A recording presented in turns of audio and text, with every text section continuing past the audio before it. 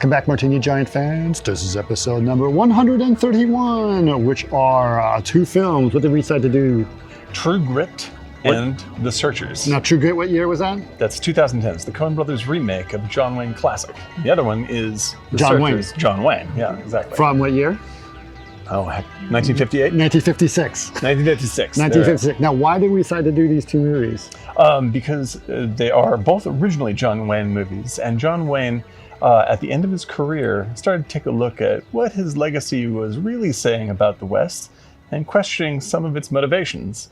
And so we wanted to take a look at The Searchers, in which it looks slightly revisionist, in a slightly revisionist way at the way that he's portrayed America and American indigenous Americans.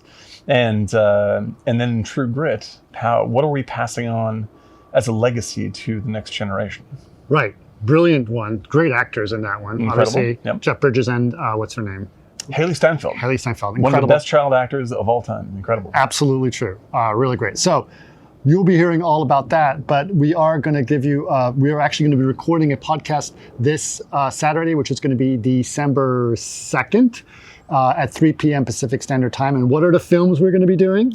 Colossus, the Forbin Project, which nobody has heard about but me, but is a really crazy Andromeda strain style science fiction movie. But about AI. But about AI. So considering what's happening in AI, we thought it's appropriate. And what do we pair it with? Another AI film, a really great film called Her by Spike Jonze. And that came out about 2015, I think, something like yeah, that. Yeah. So we'll be recording that, and it's going to be both on Twitch and YouTube. So make sure you can follow us there.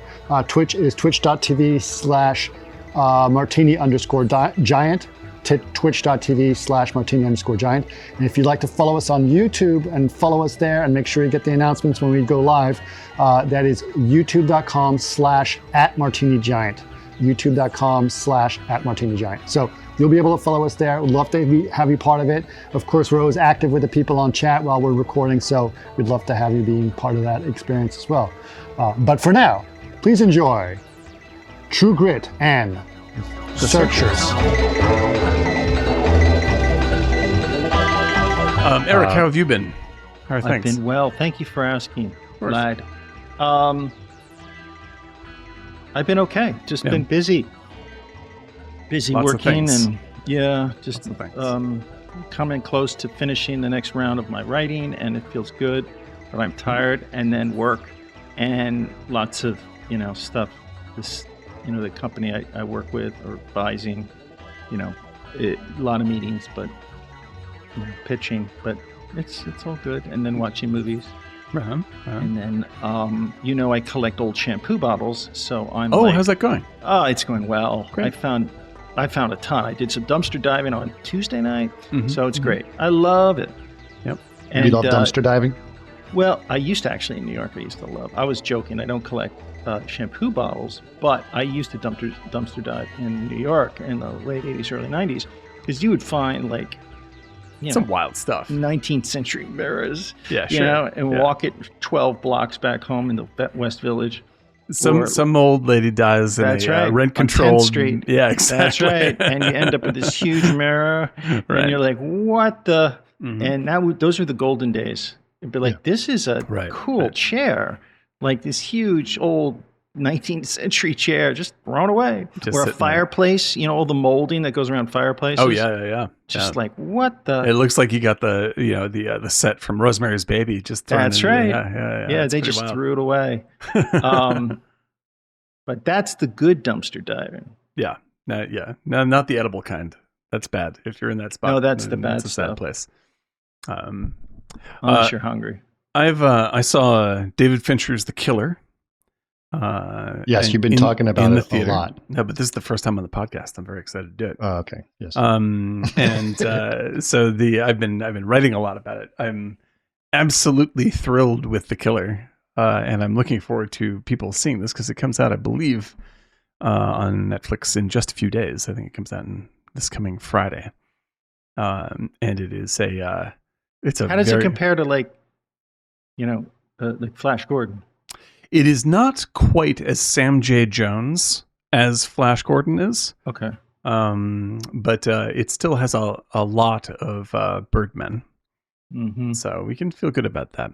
But yeah, it is it's interesting. I posted on our Discord that when I was watching it, I was like, man, this really feels like modern Steven Soderbergh-ish stuff, right? And then it turns out that not only are they good friends, but that Fincher freely threw edits of The Killer over to Steven Soderbergh just to fuck around with. And he's like, oh, this is way better. Good, let's keep this. So it is a brand new feeling for Fincher. It's sort of they stepped into the telepod together and you get a brand new flavor of movie. And I was very, very, very, very excited about this picture. So how is it compared to The Machinist with Chuck Bronson? Oh yeah, like I'm, you know that I'm an old Chuck Bronson fan, yeah, this is actually, I would say, it definitely has roots in things like what's the Melville picture? Not Red Circle, Samurai. but Samurai, right? And it's sort of a very wry, very funny version of Le Samurai. And so like it has a certain, like, I don't want to give away too much. It has a very certain thing it wants to say. And it's using a genre convention to drive this idea home. And it's extremely, extremely funny. Like there's a moment in the movie early on. Oh, it sounds like Kiss Kiss Bang Bang. Yeah, like it's not quite as like jokey as Kiss Kiss Bang Bang, I but love like that film. Yeah, that movie's incredible. Oh my god, I wish they would make. Are you good at counting? He shoots the guy. That was actually 6 bullets. Yeah, exactly. Are So you an good, idiot? So good. Val Kilmer's possibly greatest role outside of Heat. And I love Robert Downey. He's just like that so was good. the breakthrough to bring Downey Jr. back to me. Like that was when I was like, he is returned. He is returned. He's so great. Yeah. But yeah, I strongly recommend The Killer. It is it's experimental for Fincher. It's very much what you expect and very much not what you expect. But I'm looking forward to the chat on Discord. And so join our Discord. That's my pre-review review. Join our That's Discord. Awesome. Okay, so we are going to talk about these two films, and I'm decided that. What are you deciding? This is what I've decided. I'm springing it on you guys, and I'm sorry. Oh God, no doubt. Dan is going to describe everything about True Grit in terms of the flow of the movie, and Eric, you're going to do the searchers. Perfect. I think that's reasonable. I like that. Is that reasonable? Yeah. Which one do you want to do first? I want to start with True Grit. True Grit. Okay. Let's see if I make it quick. True Grit is a Coen Brothers remake of the classic John Wayne. What's her name? I can't think of her. Kim Darby. John Wayne Kim Darby movie. That is quite good. That is quite good in its own right. And I'm not going to criticize the old version. But the old version is a very traditional Western of its era. And it has a sort of like very high-end made for TV movie flavor to me. It's an interesting watch. He's very good. I think that has to Darby's do with the framing. Yeah, it's a little bit. It's flatly framed Academy. Yeah, and it's Little House on the Prairie. It's Little House on the Prairie. Yeah, I completely agree because like I actually love Academy framing, but it's not very rich. It's not rich at all. Yeah. And so it's not quite as engaging a it's picture Little visually. House on the Prairie. Yeah. And Kim Darby is very, very good, but she plays a lot of similar roles at that period, as the sort of precociously, engaged young girl. She did this on like Star Trek. She does this all over the place. And so like, it's not to me, it's a good version of stuff that she does often, but she doesn't really get interesting until like later in her career, like into the 70s and stuff like that. She's a much better actor later on. Whereas with this movie, I assume we're going to talk a lot about Haley Steinfeld, who plays the character in the new version. And Haley Steinfeld is the precocious young girl in this. We have Jeff Bridges doing his Western version of the dude as Rooster Cogburn. And it's one of my favorite Jeff Bridges roles. And the Coen Brothers reached back into the source novel to get a lot more of the dialogue and this very particular form of dialogue. It's a very specific way that they talk. Yeah, so great. it's a very It's like so it's well written. it's like a brilliant like this. So they take the Charles Portis novel and they really just grab the dialogue directly and find a way to enhance it in a very Coen Brothers-y way. So the plot of this movie is a very, very, very smart girl who's around maybe 14. Yeah, there we go. Although all these, like including like in the searchers, like Natalie Wood's supposed to be 15, but she looks like she's like 20. She's 23. Exactly. I think that Haley Steinfeld is a bit closer to her actual age. Sure. In this, but she's supposed to be about 14. She's very, very, very, very smart. Extremely bright. She's probably the brightest person in the entire film. In the entire movie, by a mile. and so she is she's so smart, it gets her into trouble constantly. And because she's not just smart, she's also extremely morally and ethically rigid. Like she is she is not going to do. She's going to have something done. She's Katharine Hepburn, but young. Exactly. Like she is absolutely intractable all the time. And whereas Jeff Bridges is entirely tractable. Like he is a loosey-goosey person. Right, exactly. And her father is killed. Isn't he technically a marshal? He's a marshal, yeah. And so her father is killed by a no-goodnik named Cheney. Played this excellent. Happens just so we can. This happened before the movie starts. So before the movie even starts, we get in a narration what happened. Goodnik. A no goodnik. He's a bad man named Cheney, played excellently by what's his name from Sicario, Brolin, Josh Brolin. And who is running with a gang. So Thanos. Yeah, Thanos, who's running with a gang of just outlaw scumbags, right?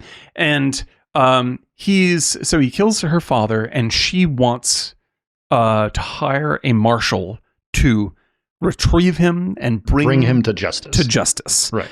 And so she has a couple of hard-earned gold pieces that she has left home with against the advice of her apparently dim-witted mother.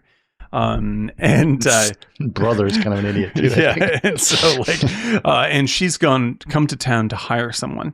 I'll go through it very quickly. She goes to try to find a selection of people to do this, and as she goes through, she asks around, and someone says okay, well, you can get this guy. He's very, very good, and he's very, very just. Or you can get this guy. He's very, very... he's the meanest. Yeah, you can get this guy who's a fucking drunk scumbag, but he's really mean. Or you can get this other guy who's actually very clever and knows the laws and a nice man. And she's like, give me the drunk, mean one. And that's how she meets Jeff Bridges. Jeff Bridges is known as a drunken reprobate who used to be quite a heroic figure long ago, but now has fallen to drink. And he still takes gigs bounty hunting, and he's incredibly good, but most of his money is spent drinking, and he is a lout. He's a bad person. And he's perfectly willing to shoot people in the back and move bodies around and blame other people. And he has absolutely no ethics or integrity whatsoever, at least according to the way that Haley Steinfeld thinks. And she is extremely rigid, as I said.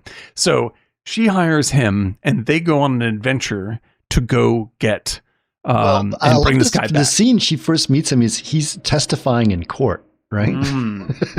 Yeah, this is rather terrific. So she goes to see this guy in action, and he is on trial for fucking outright murdering a couple of guys. And then faking how they died. Redressing the scenes. So he can get away with it. This crime scene. And it's so obvious that he has done this. He's trying to sort of talk his way out of it, right?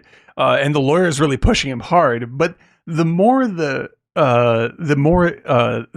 the people, not in the jury, but the more the public that is there sort of enjoys the fact that he's a vengeful monster, the more he leans into his ego and just starts playing it up, just like, well, and he starts basically giving off this little egoic show, and he gets off. He doesn't get convicted of it, and that's when she's like, I'm totally hiring this guy. He's a bloodthirsty fucking. I mean, like, she doesn't say this out loud to herself, but she thinks she's hiring the best, but what she's really doing is plugging into her emotional need for revenge, which she doesn't want to admit. She thinks she wants justice, but what she really wants is revenge because she's hurt, right?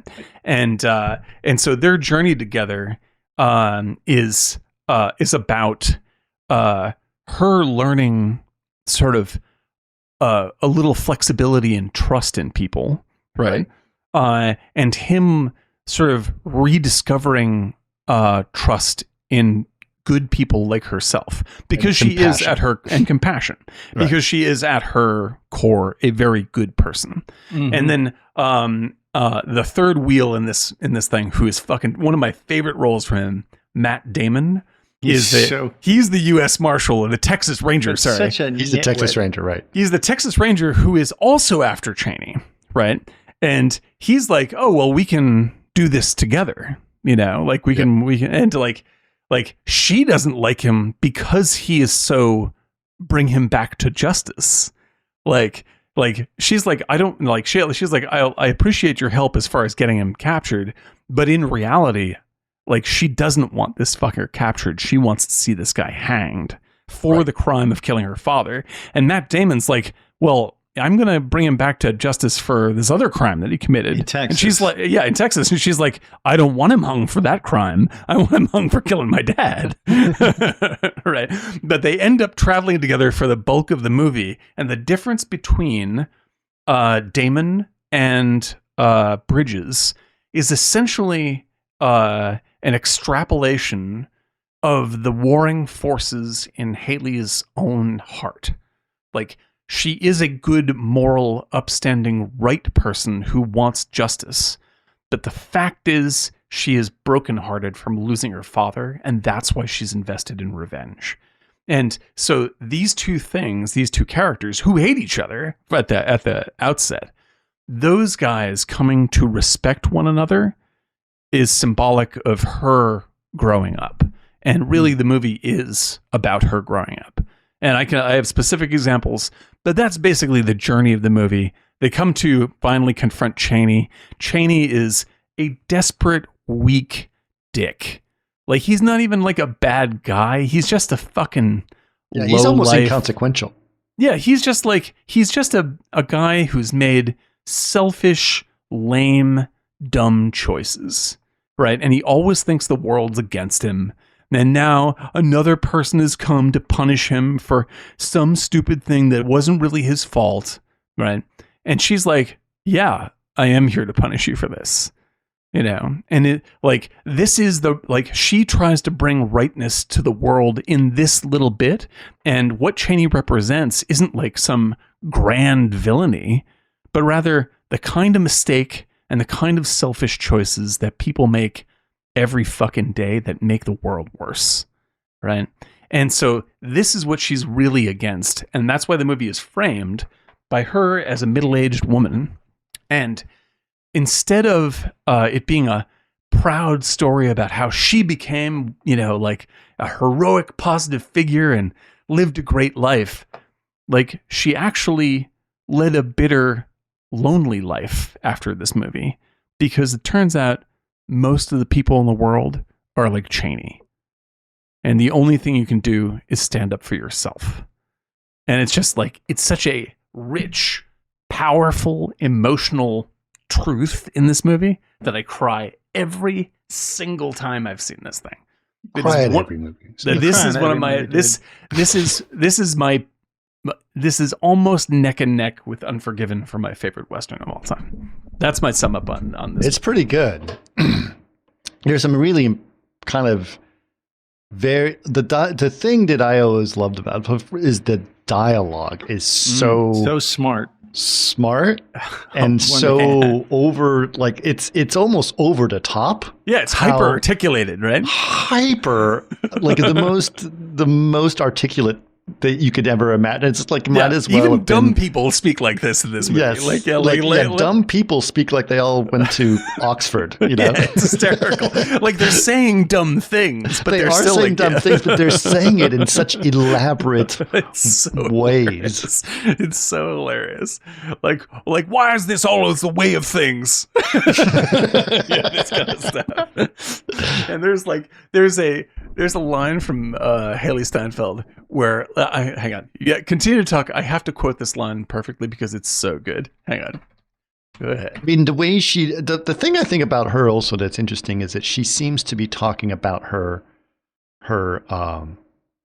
parent, not her parent, her mother. She seems to have not very much respect for. She has a brother, I guess, too, that's mentioned. Doesn't really like him. But I have a feeling that her father was like this very important figure to her. Like he was probably smart. Yes. Yeah, Well, like and the thing is, and you really get the sense that he was a good person. Like that he was, like, to her, he was the way people should be. Like he was probably very smart, but And a business guy. Yeah, like it's very smart and like very like, but I guarantee you, he was a very caring, good person. You know, and that's what, like, she doesn't know how to express that in any other way but her smarts, right? And so, like, what's wonderful about her is that, like, this is her one tool, is how fucking tack sharp she is. And so she's trying to deal with situations and emotions that she has no experience with. And the only way that she knows how to face it is with her mind breaking it down into language, right? So even when she's wrong, she's articulate and convincing. You know, like when she's arguing with Jeff Bridges over whether or not they should part ways, like everything she's saying is like legally spot on, but emotionally fucked. You know, Right. and they always give her the credit of being like, she never makes any dumb mistakes. Like she always makes emotional mistakes as opposed to dumb those are kid dumb mistakes. mistakes, 14. Yeah, she's 14. That's what I mean. It's like she makes believable mistakes because they're emotional mistakes because she's 14 years old. Right. She's like, there's at no point does she do anything. Like she does stuff where you're like, oh fuck, what are you doing? But you understand and believe that she would do this for sure, you know. And it's just like there's a wonderful bit where they're camping and Jeff Bridges starts laying down a rope around himself, and she's like, "What are you doing?" And he's like, "Keeping the snakes out." Right. This is how you keep snakes out. Right. And she's like, "Well, I would also like a rope, please." Right. And he says, "Snakes will not bite you. You're too young and bony." Right. You're too little and bony. And how does she get hurt in the end? Snakes bite her because she grew up. Right. Like snakes will now bite you because you have learned about the world. Like you have grown up as a person. And so, yes, there are fucking snakes. Like it's now a problem for you. And like the small little touches of symbols like that is smart writing. That It's only the fucking Coens can smart do. writing. Yeah, it's just flawless. It's But just flawless. the best was with Matt Damon when he would just get in those particular arguments. Texas Ranger, and it would just be like, well, and then he would like chew his tongue off. But there were so many great moments with just him, where he was like this tough guy who could just be dismantled in a second. He was like Ned Flanders. It's so true, because he's like, he really wants to like be perceived as this like great hero. Ho there, neighbor. It's so fucking funny. So good. I loved his character. Like when she talks to, this is the quote that I was looking for, when she talks to fucking Jeff Bridges, like, and he's like, I'm not gonna take a little girl on a fucking bounty hunt. This is dumb, right? And he's trying to get out of it, and she says, I know you can drink whiskey and snort and spit and wallow in filth and bemoan your station. The rest is braggadocio. Like, that's the kind of line where I'm just like, if you gave that to any other child actor, they wouldn't be able to do it. But this girl is so fucking phenomenal. Like, I think she's the best child actor I've ever seen.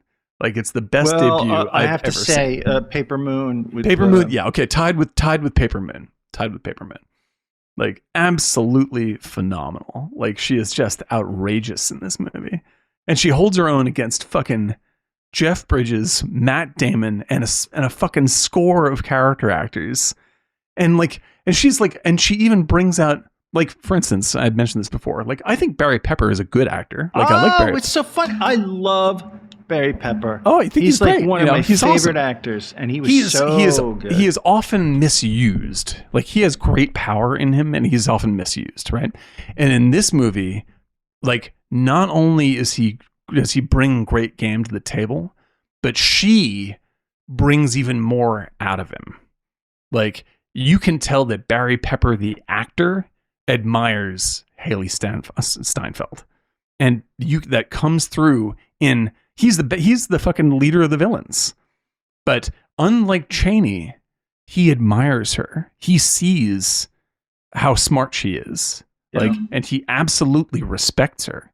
Like, he's not gonna. I mean, he'll leave her to die. He's a bad guy. But he does not disrespect her. He sees exactly how powerful she is. And he knows that Chaney's a fucking dumbass. Here's an interesting thing. This is similar to Paper Moon. So she was nominated for a Best Supporting Actor.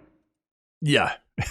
She's the star she's definitely not the supporting role in this. She is the primary person in this film. Yes. I don't know why they do that. It's so Well, I think that they do that because obvious. they don't think they can go. But it doesn't make any sense. It's support. That's not the definition of a supporting role.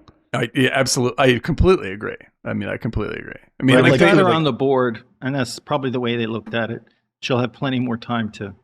Yeah, and because they want to get her a win early on. If she goes up against Meryl Streep, like, the fucking structure of Hollywood is going to give it to Meryl Streep. Like, they want just for her as a business of selling Haley Steinfeld as a, if you're an agent, if you're her agent, you're like, we got to go for best supporting because we're not going to get best actor here, right? Not up against whoever did the most. Fucking Academy friendly movie. Sure. And then we should also note that Deakins shot this. Yes. Oh yeah, dude. Yeah, I know. And another, like, the thing is, what's great about Deakins is that even when Deakins shoots stuff that's beautiful, he's not a showy cinematographer. Like, he brings you to a beautiful place, but he never goes, look at that Roger Deakins action. Like, so you'll just be watching a shot. Deakins sunset. It's a Deakins sunset. Like, he'll bring you a shot, and like you'll just arrive at a shot, and it'll occur to you that it's beautiful, but you're still in the movie. Whereas, like, lots of people that win for best cinematography, like, they win because they fucking got a good sunset, And where Deakins is like the ultimate pro. He's just like, I'm here to make the movie first, and then he's my favorite. Yeah, but he's up there with, like, Gordon Willis for me. Mm-hmm. Yeah, and Vilma Zsigmond and people like that. And Roger Staubach. Yeah, dude, absolutely. And who shot Dazzler's Revenge? Dazzler's Revenge. Between seasons. It's unbelievable what a giant incredible. he was. It's true. Right? It's very, very true. That was a good poster, by the way. Dazzler's Revenge, man. Remember to dazzle. What's the tagline? Remember to dazzle? I'll share it with everybody. I made a fake movie poster and posted just put it on our Discord. Yeah, I will general. put it on Discord. Under general. Yeah. But I will shut myself up now because I will literally talk about this for 3 hours. Please, what did you guys think of True Grit? I mean, to me, there's several. I love it. Go ahead, Eric. Oh, I love that film because I'm a huge fan of Jeff Bridges. Like, huge. Since one of our favorites and your favorite, Thunderbolt and Lightfoot. Yeah. So he can't do any wrong in my eyes. And I loved it. I love the dialogue. It's so snappy. And the lighting is so gray. Mm-hmm. And it's but very, it's perfect. very overcast. Yes. Overcast, like, reminds me of growing up in Connecticut in the winter. You know, it really was, and I like that because usually there's always this, you know, John Ford, Monument Valley stuff. Sure. But there was the heroics were gone in the environment, and it really kind of was. It was like that. I'm trying to think of where else. You know, it's also, let's be honest, like even like Paper Moon had scarce. It was like real, like the trees and little tiny trees, forests. It just was like, it's just nothing romanticized about the environments. They're very dull in a way, but real. And I got to say, when they were on the trail and they said, let's just wait for whoever's following us to come, and it's this guy with the bear. The bear. Yeah, the bear thing was weird. But here's the thing. That, to me, honestly, that was Jim Jarmusch. The way they just held totally on Dead that Man. opening. Totally Dead Man, I was going to say it had a Dead Man feel to it. They held on that opening. We're waiting. Oh, here comes a horse. No, it's actually a guy with a bear hat. And then he looked like the guy that toured with Cooper, the magician. Yeah, he looks like fucking what's his name from Once Upon a Time in the West. You know, with the walleye. What's his name? You know, with the fly crawling in and out of it. He also looked like the guy from Raising Arizona who catches the fly. See? Yeah, exactly. Oh yeah, what was it? The guy that he was a boxer. What was his name? His nose was beat up. The apocalypse. The rider. The rider. Yeah. Right. Well, you listen to me. Where'd he go? Unpainted furniture. He's like, well, you ain't gonna come into my. Where'd he go? The lone biker of the apocalypse. Thank you, Caesar. That was his name. Sir, it says here your name is not Huff Hines. Would you buy anything from Unpainted Huff Hines? Oh yeah, the guy I'm thinking about is Jack Elam. Jack Elam. Yeah, Jack Elam. He's the doctor in Cannonball Run. Like it's that kind of vibe. Okay. But yeah, like that's I'm still like, I think that sequence is genius, and I still don't, I think, totally understand it. Like I wouldn't take it out of the movie at all. But I'm just like, this is one of the spookiest, most beautiful bits in the film. Yeah, but here's the deal. I feel that's like a Fellini-esque moment that is like a MacGuffin. It just throws you off, and it puts a comedic dark element and a strangeness. And the same way with like Broadway Danny Rose, where they end up outside the diner. And he's like, I'm in North Vietnam. And then they run into the guy who's in the Gillette commercial. It makes no sense. It's like a MacGuffin that leads you down this what? But it shows the absurdity of life in a way. But it was shot like a Jarmusch film, or vice versa. Yeah, absolutely. I think it's just the way that guy speaks, man. He's just like, but the way, the timing, they were kind of waiting, and then real high up to get the body, and down. Yeah, when she's cutting down the dead body. Yeah, the hanged man.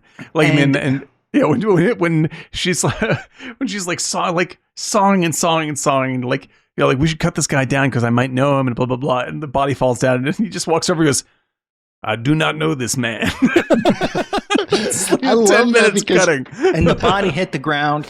Just like in Ozark in the first the pilot, opening episode, where the guy is thrown out the window. I can't stop laughing from that scene because it's so high. It is so high. The body hits the ground. It was great CG. This is like thump. It's so like good. Oh. Yeah. No, I mean, that sequence is great because, like, first of all, it shows how daring Maddie is. Like, she climbs all the way up the goddamn tree and it's like sawing this guy down off there. It has the hanged man symbol over the entire thing, so like it creates a sense of doom. But then, like, this fucking bear dude shows up and he's just like, I do not think that you should be. And you're like, he talks like he's a fucking weird drunk robot. Yeah. Like, and it ushers in an entirely new tone and sense of danger to that movie. It's just incredible. But I could watch any of the little scenes with any of these side characters, like the two little kids that are torturing the pony. And yet, like, Jeff Bridges just kicks one of them out of the fucking, like, just boom. It's like, I hate this little fucking asshole kick. You know, like, or the two guys that they smoke out of the house. Right. Which is one of my favorite scenes. and just like, oh, we have not seen the Ned Pepper at all. He has not been here. Like, why are you cooking this enormous pot of beans then? Is that just for two of you? Beans. It was called a mush or something else. It was another weird little bit of lingo. Yeah. Right? It wasn't mush. It was like soft. Softy? Yeah, soft key. That's what it is. Soft key. And the guys, one guy's trying to cover for him and all this stuff. And he's just, I will not be silent. And the dude chops the guy's fingers off. Like, it's such a brilliant scene because you're feeling like this is, I mean, essentially it's a YA film. It's a film. It's not a kid's film, but it's a film for kids that are growing up. Right.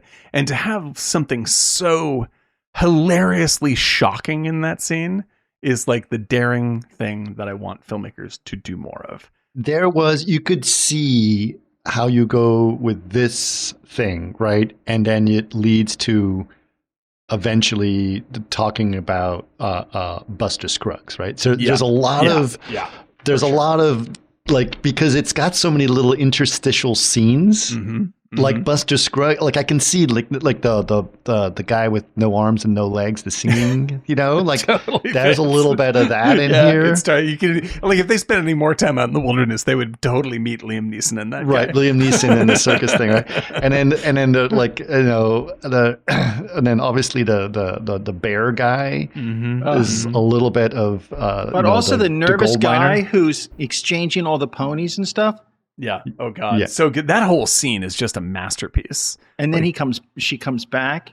I'm so nervous. Oh man. I admire your sand. She talks this professional not only into giving her money back, but gets a free horse. Like, get her the fuck out of my office. She's gonna rob me blind. She is smart. Oh God, so smart. It's so. I will bring back a writ of replevin. What? A writ of replevin? She's like, stop! Get out! Take the money. Take the horse. Take the money. Take the fucking horse. You're a witch. Get out. Yeah, it's just amazing. It's just amazing. How old was she when she made this film? I don't know. But she is very shockingly good. Yeah, and she just commands every single scene that she's in, and then and she develops real connections with each of them, both Damon and Bridges, that feel like different but real relationships that explore different things. Sure. And so and each together, like Damon and Bridges may hate each other and get into contests over who can shoot what and all this kind of stuff. Sure. But when she is talking with one of them about the other, they can see how great that person is. Like it's just like, it gets me choked up to talk about it, how brilliantly written her character is. It's just incredible. Yeah. That's one of the, I think it's one of their best movies. I think it's top 3 best movies for them. And I think it might be just their best written movie. Yes. It's just absolutely flawless. I don't know. I think that picking up your favorite Coen Brothers it's virtually impossible. Virtually impossible. It's very smart and tight dialogue. Yeah. She was cast at the age of 13. So Jesus she probably Christ. is 14, 15. So she was probably that age. Yeah, I wonder how many people they went through, how many auditions they had to go through before she walked in the door.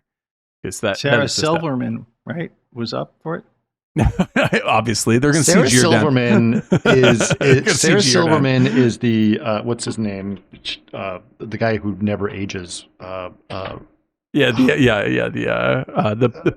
Dorian Gray. She's the. I'm thinking of who's the comedian? He's I always thought of her as like Eli Roth with breasts. That's how I think about Eli Roth. I'm not sure. Sarah Silverman never ages. She looks the same. She looks the same. She's very pretty. It's very true. Yeah, it's very true. And she's 55 now, and she looks. That's pretty amazing. Yeah. It's pretty good. She's very pretty, very beautiful. I've always, younger, and she's aged well. Jason says, I don't know if the trivia is right, but 15,000 auditions. I'm sure they weren't there for every. I'm sure that's actually plausible in terms of they didn't watch every tape, but I'm sure they got 15,000 applicants, and somebody had to review these things. Was this her first film? Was it? That's her first film. Yeah. Jeez. Yeah. Like I think that likely they probably, went, pretty far along the road of casting with maybe 12 or 13 people, and then she shows up. That would be my bet. Because she doesn't show up first, and I bet they had to disappoint somebody who almost got the role because she's 100 times better than whoever that was. She showed up late, and then they had to make the call of I'm sorry, so and so, we found the most perfect actor in the world. Yeah, but it's just it's such a rarity to find somebody like this. It really is only once every 20 years. You don't always guarantee it, because Jason said that the young Anakin Skywalker was about 3,000 auditions. No, man, they should have gone for 15. They should have kept going. That poor dude. I feel bad. Whatever happened to him?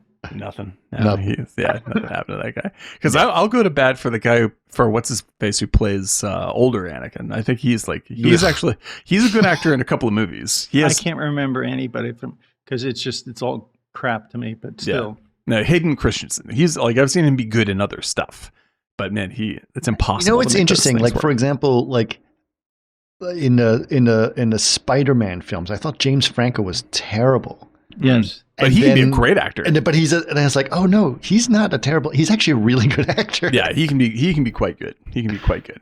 But he was so bad in he's Spider-Man. Wrong for that movie. He's wrong for a for a villain. That's just that's a producer hooking up an actor friend. Yeah, basically. For great residuals. That's all it is. Yeah, bad casting. That's the girl moment right there. That's the Jason girl. says, sadly, he was bullied and developed schizophrenia. Jake. Oh, Jake. That's the Phantom Menace kid.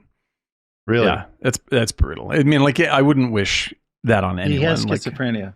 Yeah, that poor kid, man. It's like you get singled out to be the new face of Star Wars, and then that's the Star Wars film you're in, and then you get literally bullied into insanity from online community of Star Wars. They should all be deeply ashamed of themselves for how they treated that kid, because that thing is I mean, kid actors can deliver shitty performances, but that's not the kid's fault. That's the fact that you cast them. It is your responsibility when you're dealing with kids, to get them get the right one and direct them really well. And if you can't, and you're George Lucas, you should know better. This is a really, really big deal. Someone should have stepped in and said, this kid is not going to be able to pull the weight of the movie. The movie's also pretty sloppy, and you can already see how people are reacting to this. Step in and do something. But on the other end of the spectrum, you have Haley Steinfeld, which is she's an absolute born miracle worker. And then she does a few more other films, but mainly she's a singer. She got a very successful singing career started, and she's focused on that. Good for her. If this is she's been in 5 or 6 other movies, but this, and she's voice acting in the Spider-Man animated movies. She's terrific. But that's all side Jason's gigs for her. saying that Spielberg should have directed the kids. It's true. Spielberg is very good at getting kids. It's true. Yeah, it's very true. But yeah, Henry Thomas not guaranteed. Yeah. That's why I still liked what's his name? What happened to the kid? The kid from Jerry Maguire. That was a pretty interesting kid. Yes. Oh yeah, I saw a photo of him next to Tom Cruise, and he looks not a older real than photo. Tom Cruise. Oh, okay, No, good. It's not a real photo. It looks. It's very someone. convincing, Someone very convincing. stated that this is him as a kid, but he's actually the guy he's standing next to is the director of Mission Impossible. Okay, all right, there you go. Yeah. Who knows then? He does look like he could be the older version of the kid from.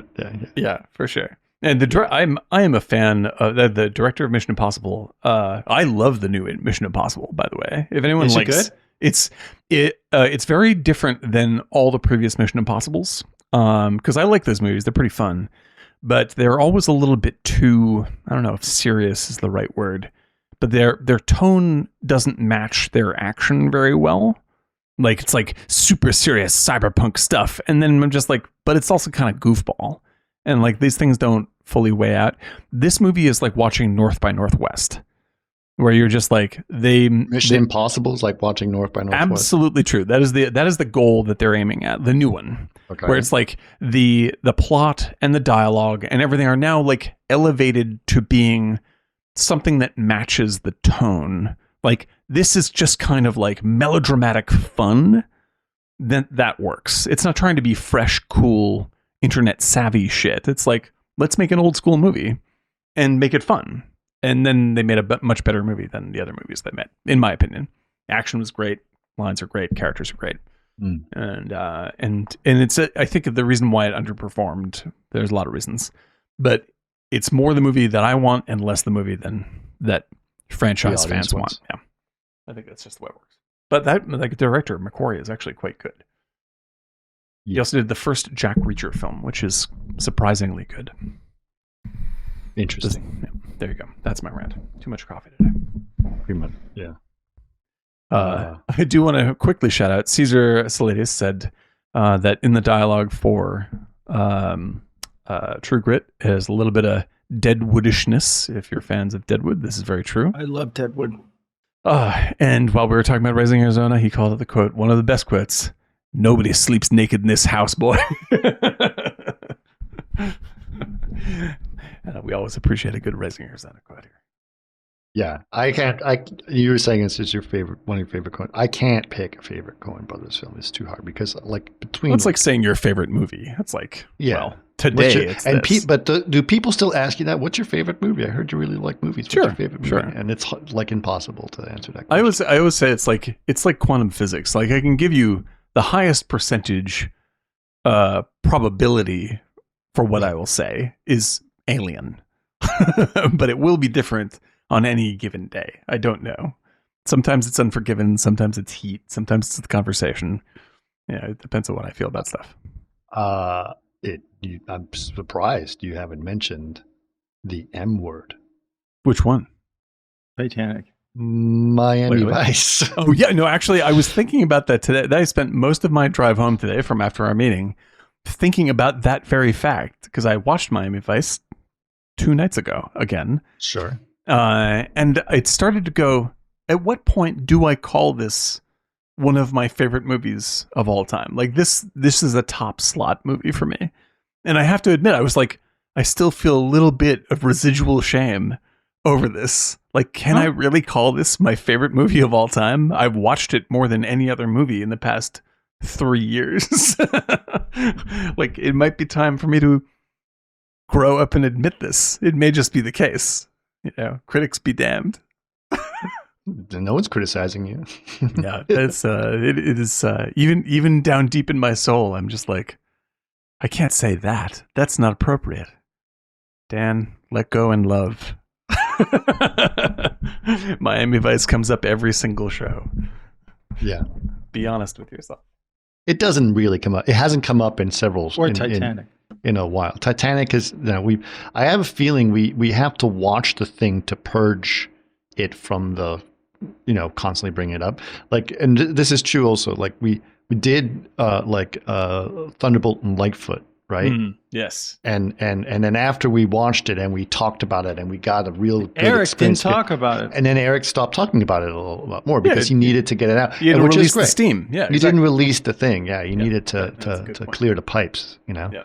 And so, and the same thing with Miami Vice. We don't talk about it so much after we did. Well, I think it's a rite of passage, and I think I'm ready to admit that is in my rotation for favorite film of all time. That there's probably not as high a percentage chance on any given day as say Alien or Unforgiven, but it's in there, and that will be the response now and again. And no one who listens to this podcast should be surprised by now about that. Only me. That's true. Yes. Okay. And all right. Is there what other things do you want to talk about in terms of this movie before we move on to the next movie? Well, I would say that, like, just building off of what Eric had said before and how we agree on the photography, it made me think, like, there's something really lovely about it because it is shot in much the same way as the old True Grit. It pays respect to the stylings of the old True Grit. It just does it better. Like, it's still Academy. It's still, like, it goes like, no, we're not going to do anything showy, but we're just going to do it perfectly. And I think that that's the overarching ethos of the movie. Like, in terms of like what we're trying to do here isn't to slam dunk it and get all the applause. It's just to. It did get nominated for 10 Oscars and didn't win a single one. Yeah, which I think is sort of ridiculous. I mean, I don't know what it was up against, but I'm just like, this is just one of those moments when I think, like, people slept. I mean, it did very, very well. It's the movie that did best in the Coen's career in terms of financials. Oh, really? But yeah, it was a super, super huge hit for them, mainly because, like, they make movies like Inside Llewyn Davis, which don't make any money. But I do feel that people generally sort of went, oh, well, that's just their pop movie, and sort of throw it aside. I'm just like, yeah, studio, because it's a remake essentially, right? Which it is, right. But that they probably just were like, he's just doing it for the cash or something. Yeah, but they actually put a lot of. There's so much. There's more heart in this movie than almost anything else they've ever made. Like, I think that this is one of their. I think that Llewyn Davis and this are the front runners for, if you want the emotional Coen Brothers experience, these are the champions. So call now at 1-800-Coen Brothers if you want that emotional. Because you just can't get it. You can't get it anywhere else. Yeah, that's right. It's a very special Operators thing. Are standing by. That's very true. But I think that's the deal with this movie, is like, it's one of these things that's so perfectly fashioned that people kind of missed how good it is. Like, you just don't even feel it. It's just a perfectly executed movie. I mean, you can look at, like, something like the Assassination of Jesse James, for instance, which is, like, you can see both why people are blown away by it, like us, and, you know, why it didn't do well, because it's really dark and strange and strangely structured, and, like, there's all sorts of wonky things. I think it's 100% because it has a terrible title. It is. It's one of my favorite titles. But yeah, no one is going to see that movie. In terms of selling a movie, that's a terrible title. I think it's a great title. Yeah, but that's not how you. Yeah. But, like, even when you can't even sell a movie with Brad Pitt, like, you can't even clear your financials with Brad Pitt. You've done something wrong in terms of selling it. Not to mention, fucking Criterion still won't put that on. Why? Their list. I think the owner of Criterion hates that filmmaker. What? I think the owner of Criterion hates really? Andrew Dominic. Yeah. Who's friends with Nick Cave? Yeah, and has made some beautiful Nick Cave movies. Oh my god. Yeah. What other movies is? And he did Killing Him Softly, Blonde. Yeah. Yeah. Chopper. Yeah, and he's made a couple of documentaries with Nick Cave, which are heartbreakers, but incredibly beautiful. Yeah. One of my favorite. Did all the music. Didn't he do all the music? He did all the music. Yeah. I love and Jesse James. The old Nick. And Jesse James. Yeah.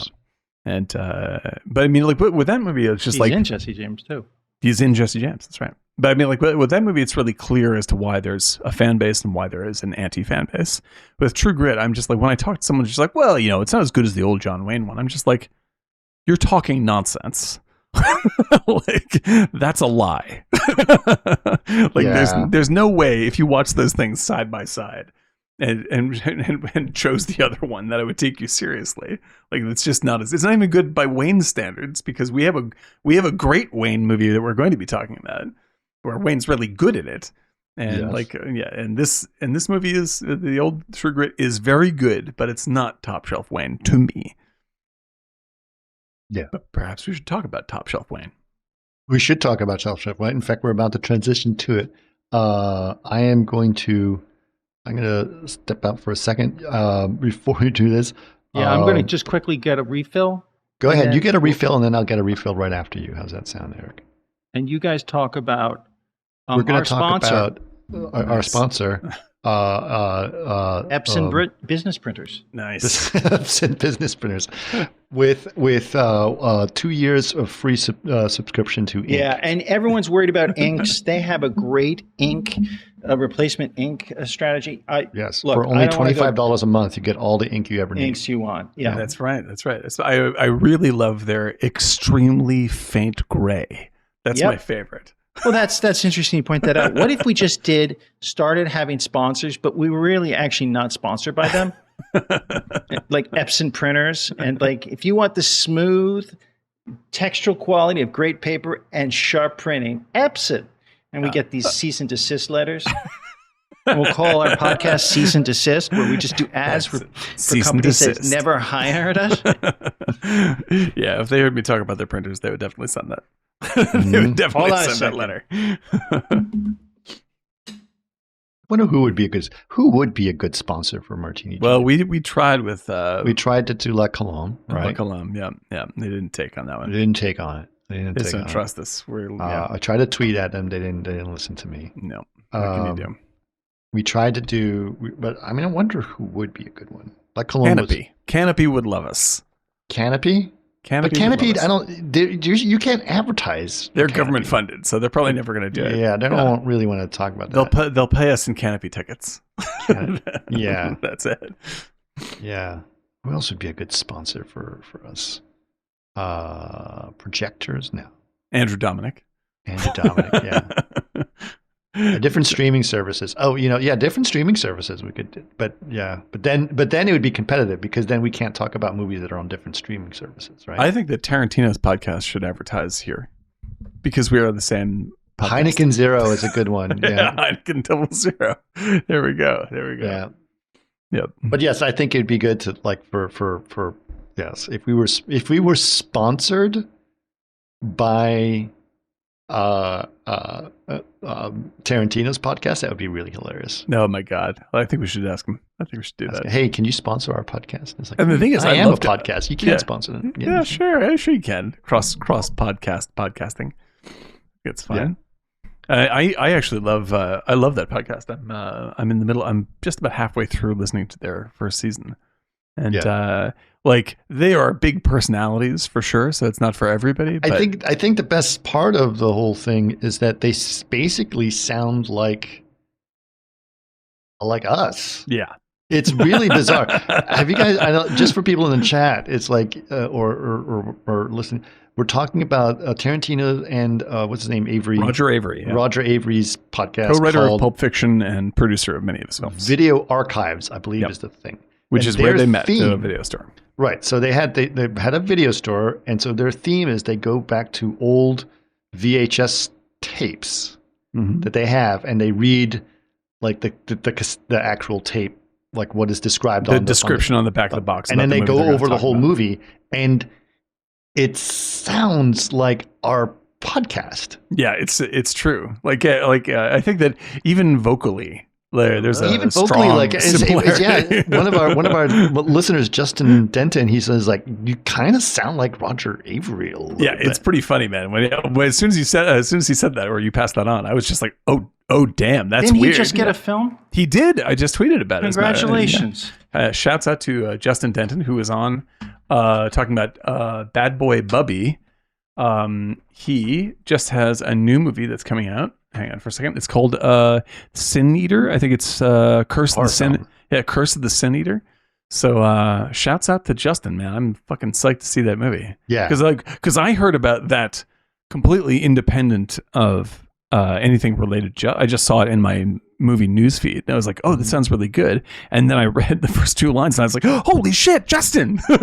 So I was really pumped. That was pretty great. Yeah, he's a pretty cool guy. I like Justin. Nice fella. And he brought to us, if people go back and listen to the episode, way back when, Bad Boy Bubby is one of the hardest films I've ever had to watch. Yeah, that is the definition. Well, the opening 20 minutes is the definition of a hard watch, but it is absolutely worth it, and it is ultimately a very positive film. And if you want to hear someone talk about that very enthusiastically, go back and listen to the episode. You don't think it's going to be would that hard a start. You think It's there's so no bleak. way, Yeah. no way this is going to have a positive feeling to it. But instead, it really brings It's you on not that Betty journey. Blue. No. it's not Betty Blue.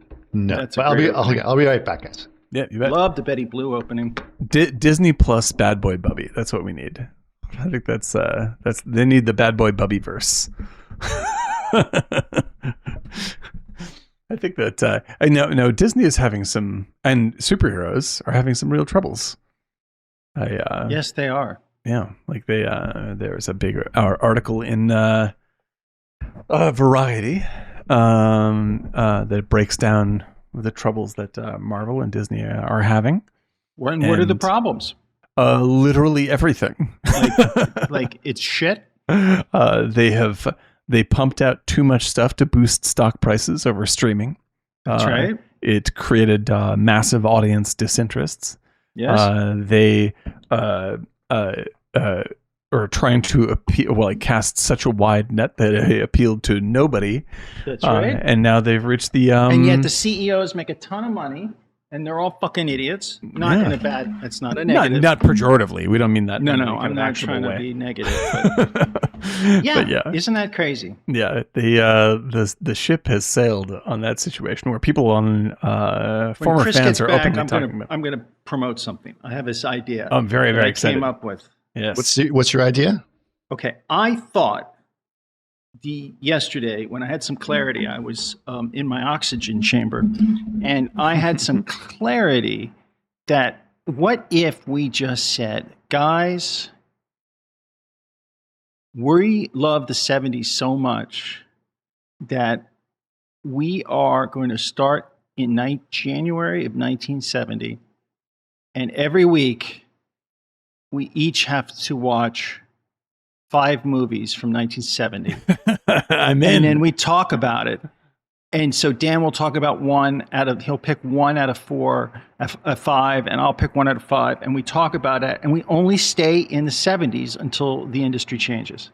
Oh man, it's sort of holding people hostage, but I think it's too fascinating that we just want to stay there. I'd want to stay there. If just all start to watch every movie Now, made 70s, in are the we talking 70s. 70s, just American 70s or 70s? American 70s, since we're American. It's I don't know about still you. that's still the richest possible field to be. That's right. So hoeing, if we just did 70s and we just focused only on that, then by the end of it, we'll be like, this is why we love it so much. We kind of know, and then hopefully people catch on. Well, I think that there have been some glimpses of light towards because I think that you have movies that are doing very, very well that are not fully outside the studio system, but are starting to peak at being outside the studio system. And some, like one, for instance, Taylor Swift, her project completely outside the studio system. He's just a brilliant business person. Oh, incredible. One of the all-time greats. But also you have the new movie that I was talking about before called Talk to Me. Saw that. Yeah, what'd you think? It's a great premise. That pregnant pause is Chris not liking a movie. No. It's all right. No, it's a great premise. I mean, I didn't think it was fantastic, but I think the idea of what it is and how they did it was really great. And the fact that it comes from people that I don't really know about, but they're all pretty YouTubers. Well, they're YouTubers, right? Yeah, this is what I was going to bring up. Yeah, this is like a big and crossover. they're Australian, right? Yep. So what I liked about it is it had a little bit of a funk, non-Hollywood, very non-Hollywood. Yes. Yeah. Like I was a bigger fan of it than you, but yeah, I think we agree that it's just like it has a particular fresh flavor to it. Sure. That is going to be, whether you like the movie overall, I think people will still be like, that feels like something like new and snappy in a dead genre. What I appreciated about it is that it was, as it's a horror film, it wasn't like a boring horror film when it's just going to shock you or whatever, right? Right. They actually are trying to tell a story. Right. with real characters that with you real get invested characters, in. yes. Yeah, exactly. Because I mean, I tried to watch. Everyone was telling me about how Evil Dead Rise was really great, and I still have not been able to make it past the first 20 minutes. Not because like I want to see the crazy gore and all the stuff that people are talking. I love that stuff, but the characters were so grating and so unrealistic and just like bitchy, unattractive jerks, all of them.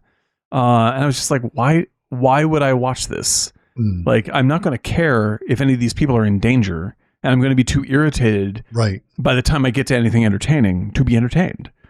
I thought the characters, and especially considering these guys are YouTubers, the characters and the direction was good in Talk to Me, because like the let's just the assholes were believable assholes. Yeah, like, exactly. You know like what I mean?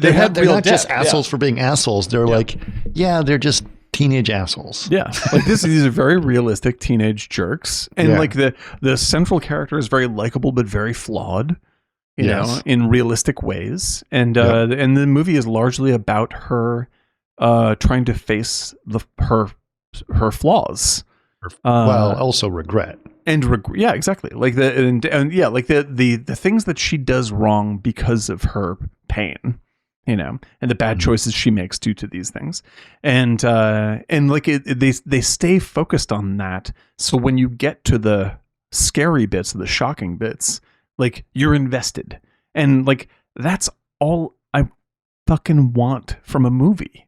Like to feel invested. Yeah, I just want to care about what is happening. So interesting. So Eric brought up his idea for what we could do in a show. I like the 70s thing. Caesar brought up a really good idea. He put it in the chat here. He says, I would love an occasional episode that is about an open topic or focusing on mechanical stuff, like a show just on oneers. That's a great idea. Yeah, that's a really great idea. I love this idea. Yeah, no, we could definitely. Oh, you love his idea, but not my idea. I didn't even comment on yours. You don't know if I I hate said it. always about you. Always about you, Eric. It's not about me, but let's just make it about Talk. The guy that says Talk. I said I liked your idea about the 70s. I started saying that, and then you immediately say, you don't like my sassy. idea. I'm being sassy, but if we just watch every movie, it's probably like 5,000 films. I do like along those lines. What I was thinking. Okay, he's like Wonder from the 70s. Yes, there he is. There we can all get along now. It's perfect. But yeah, like I think that we could bring in, like if we were to bring as recommendations movies to the table that the others have not seen, just as part of the show. I think that would be very good. Like, because I think that with some of our most successful episodes are when one or two of us haven't seen the movie. Like we've never talked about Charles de Gaulle's movies. God, de Gaulle, exactly. And there's so much to say there. There's so much to say. So this is a good segue, because I was, Dan and I spent the morning together doing a couple of things, and we were at breakfast or late breakfast, early lunch, and I said I have to go watch The Searchers because I haven't done it yet. And he said, have you seen it? And I said, I don't remember if I've seen it or not, because I used to watch a lot of Westerns as a kid. Sure. And I had a feeling, it was like, this is a big movie, and I'm sure I'll watch it and goes, oh, right, I remember this film. So I was just kind of waiting for that moment, but it never happened. I realized I've never seen this movie. Wow. What? Wow, that's remarkable. Yeah. This is and I know it's a big one. It's a big one. This is a big one. So I assumed they watched it, but I never did. Yeah. That's a great rarity. It is. And I have feelings I'm interested about this movie. I'm interested. This is an interesting movie to me. Yeah. It is, first of all, I gotta say, the opening shot. Oh, it's an all-timer. It's an all-timer. Oh my God! Yeah. This is shot. If you did a shot like that today, you would be like the roses at your feet, amazing. And they closed the same shot. Yeah, it is a perfect and that ending shot is probably one of the most tearjerker shots. It's great. It's legitimately great. Yeah. I love that movie. I think Shane. No, that's a different movie. And Shane, by the way, another great Western that is not very well shot. Like, that is not a very well shot movie. Whereas The Searchers is one of the best of its period and it has at least 3 of the greatest shots of all time. Now, it's really interesting also seeing this because, even though they did a really good job in the edit, the jump from exterior to studio. It's true. It's beautiful, though. Yeah. I love the It's a great interior flavor. light, particularly the winter shot. It doesn't matter. Yeah. You overlook that because it's so beautiful. Well, I wouldn't get rid of it. I love Even when the snow is falling on them? Yeah, when they're in the in woods. the trees. Yeah, I love it. It's really well done. Yeah. There's I don't care when things look like sets. I want them to look beautiful. And this thing, I mean, sure, you can tell it's a set, but it's still fucking gorgeous. The one where they're walking through the water, yeah, that one was like, ugh. And there's so many wonderful. The matte paintings are gorgeous. Yeah, it's incredible work. And actually, a lot of them are just shot right there too. No, they were. Values, but there were some where obviously it's a matte, not obviously, but you can tell it's the lighting on them is a studio lighting and it's a matte painting, but it's such a good matte painting that it blends perfectly with real life, which is amazing because it's a painting. Back then they painted things. They didn't have a giant projector. Ellen Shaw. Yeah, exactly. And I think because I actually really like, as a matte painter myself, it's become the style. Photorealism is the dominant style. Right. But my favorite matte paintings of all time are often very painty looking. They're not photographic. Hitchcock? They're beautiful. Yeah, Hitchcock, etc. I mean, where I'm just like, that just looks great. It doesn't have to look real. It looks beautiful.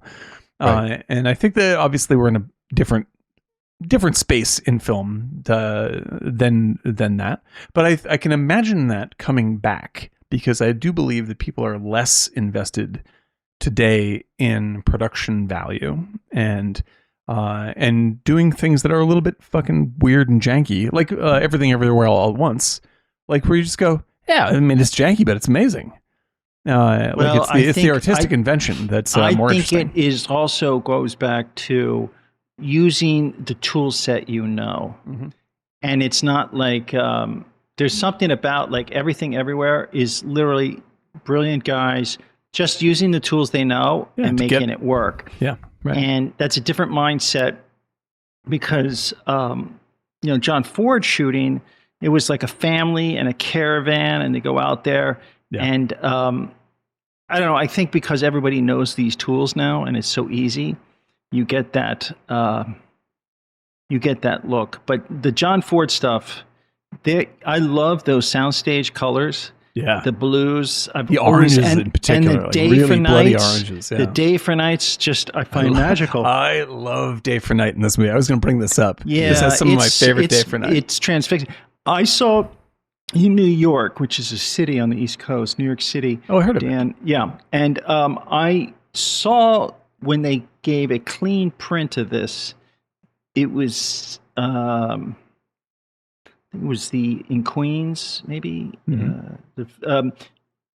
I went to go see this at the theater. It was a brand new print, that cleaned print, or Lincoln Center or somewhere. And I was like, I had seen it before, but it was mind blowing because it was huge screen. Sure. Yeah, and it was like the Vista Vision. Yeah. And the thing is, this, I know that in particular, you're a giant fan of this movie, right, Eric? This is this is very, very high. And Bogdanovich's writing, I have books on it. I really do love this film. Right. And I don't know why I do, but I do. But it really gets you. And I know that a number of filmmakers of our generation, a lot of Gen X filmmakers, this is a core bit of film for them, like Jim Jarmusch, and for even older than this, like Paul Schrader.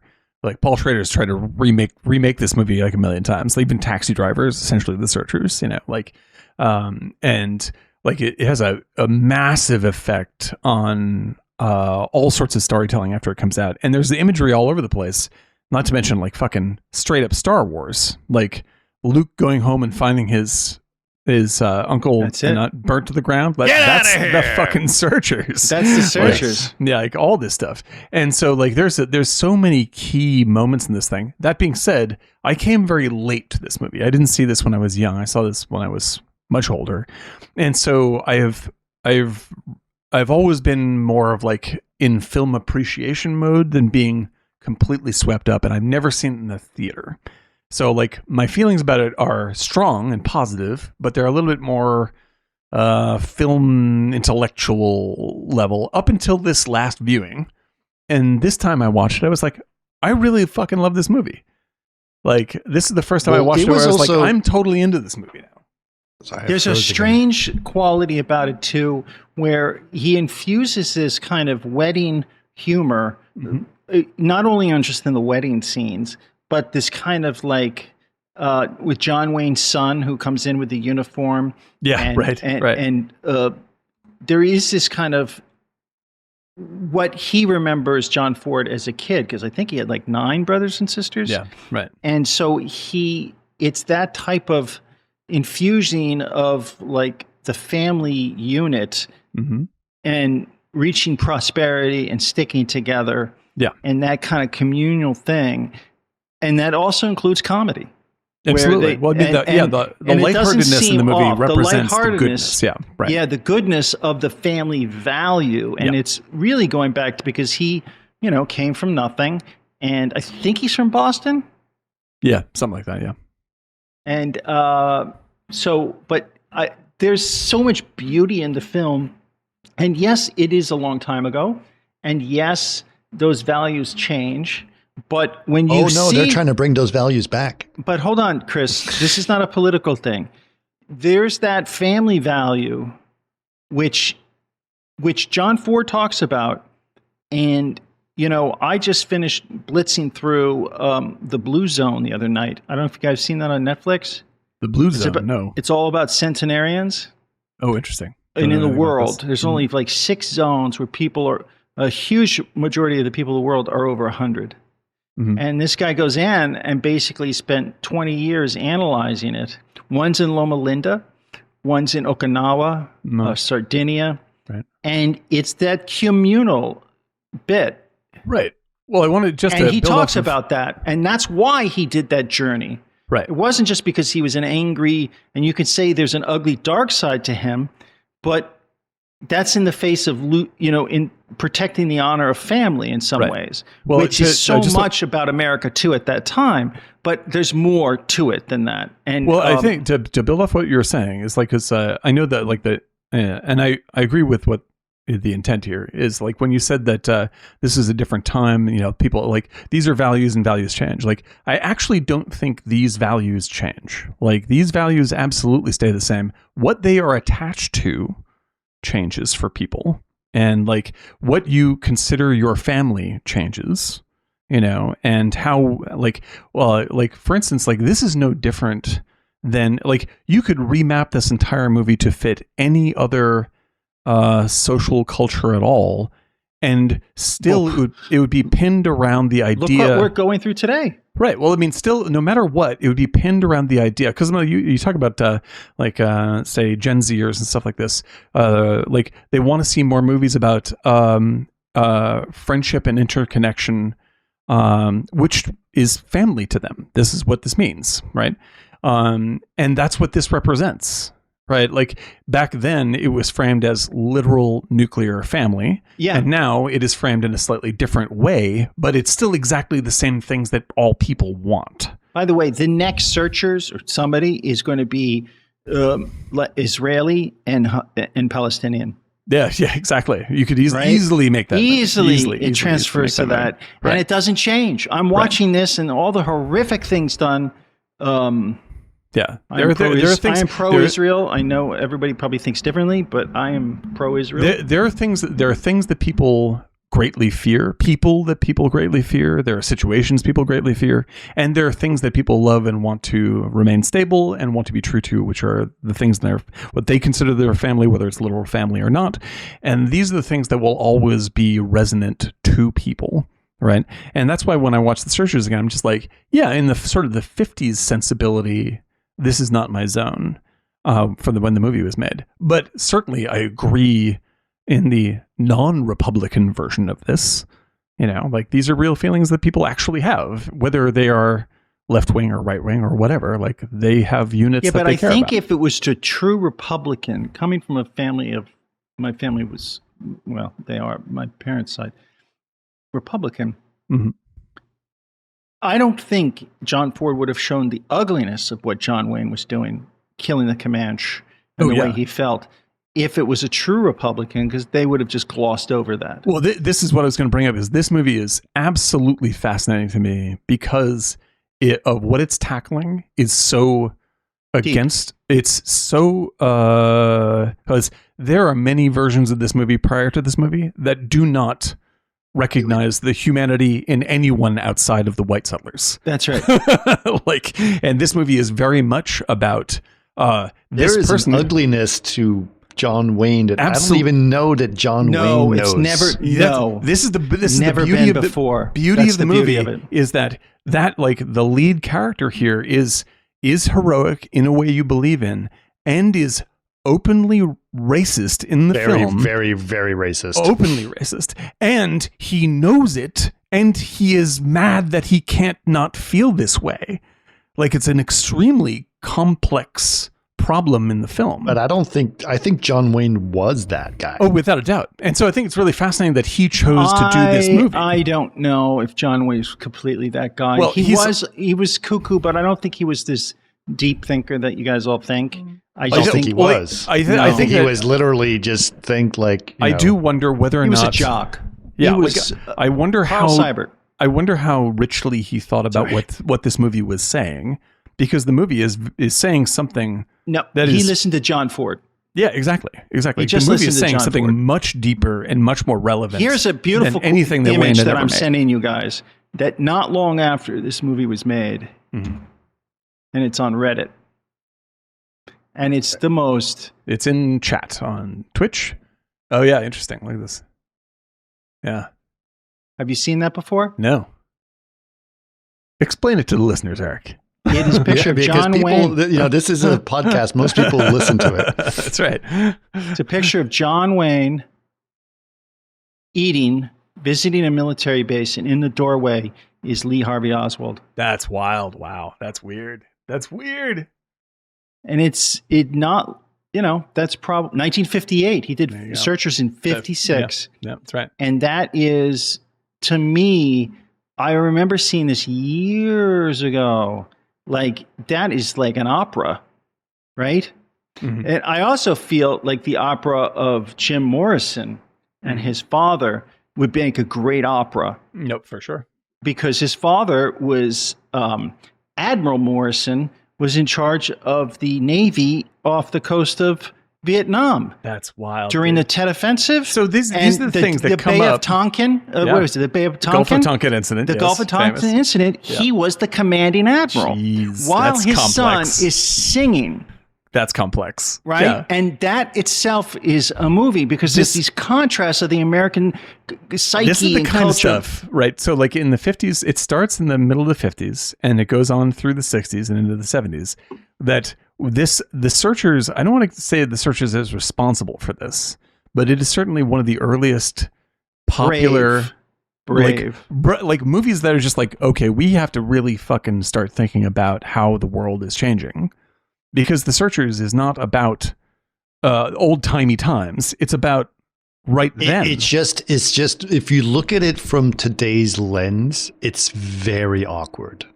Oh, for sure. But this is what I want to say, right? Is that what I think is bullshit about today is that people would look at this And as not if it's see this. Yeah, no.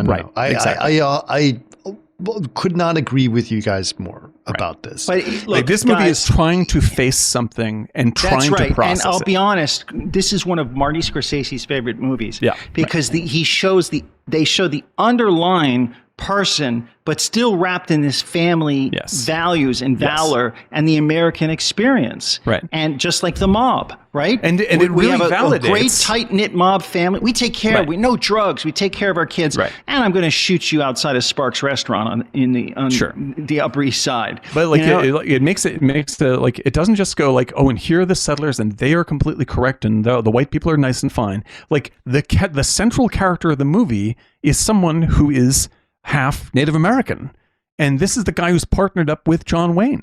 That's right. Right? And he hates him. And he John hates Wayne him. hates him because he's Native American.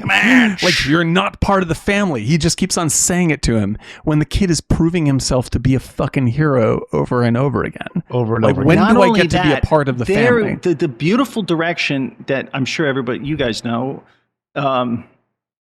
is that when you see all the scenes with Natalie Wood,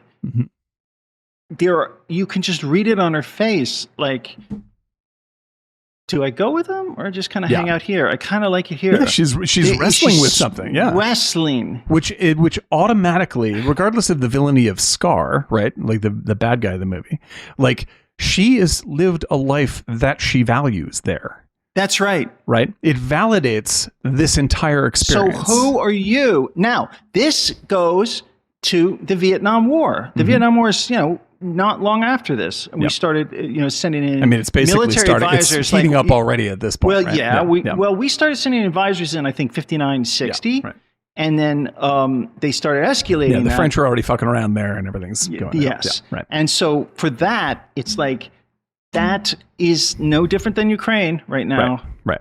And it's a very interesting, I think John Ford, that's why Bogdanovich, I actually have a lot of books on Ford because there's something about him that really there's something about it that I can see that there's so much layering to his work that you don't have to believe or subscribe to everything, but the fact that he sees it and shows it. He's like John Singer Sargent as a painter, or Pontormo, or some like great mannerist painter.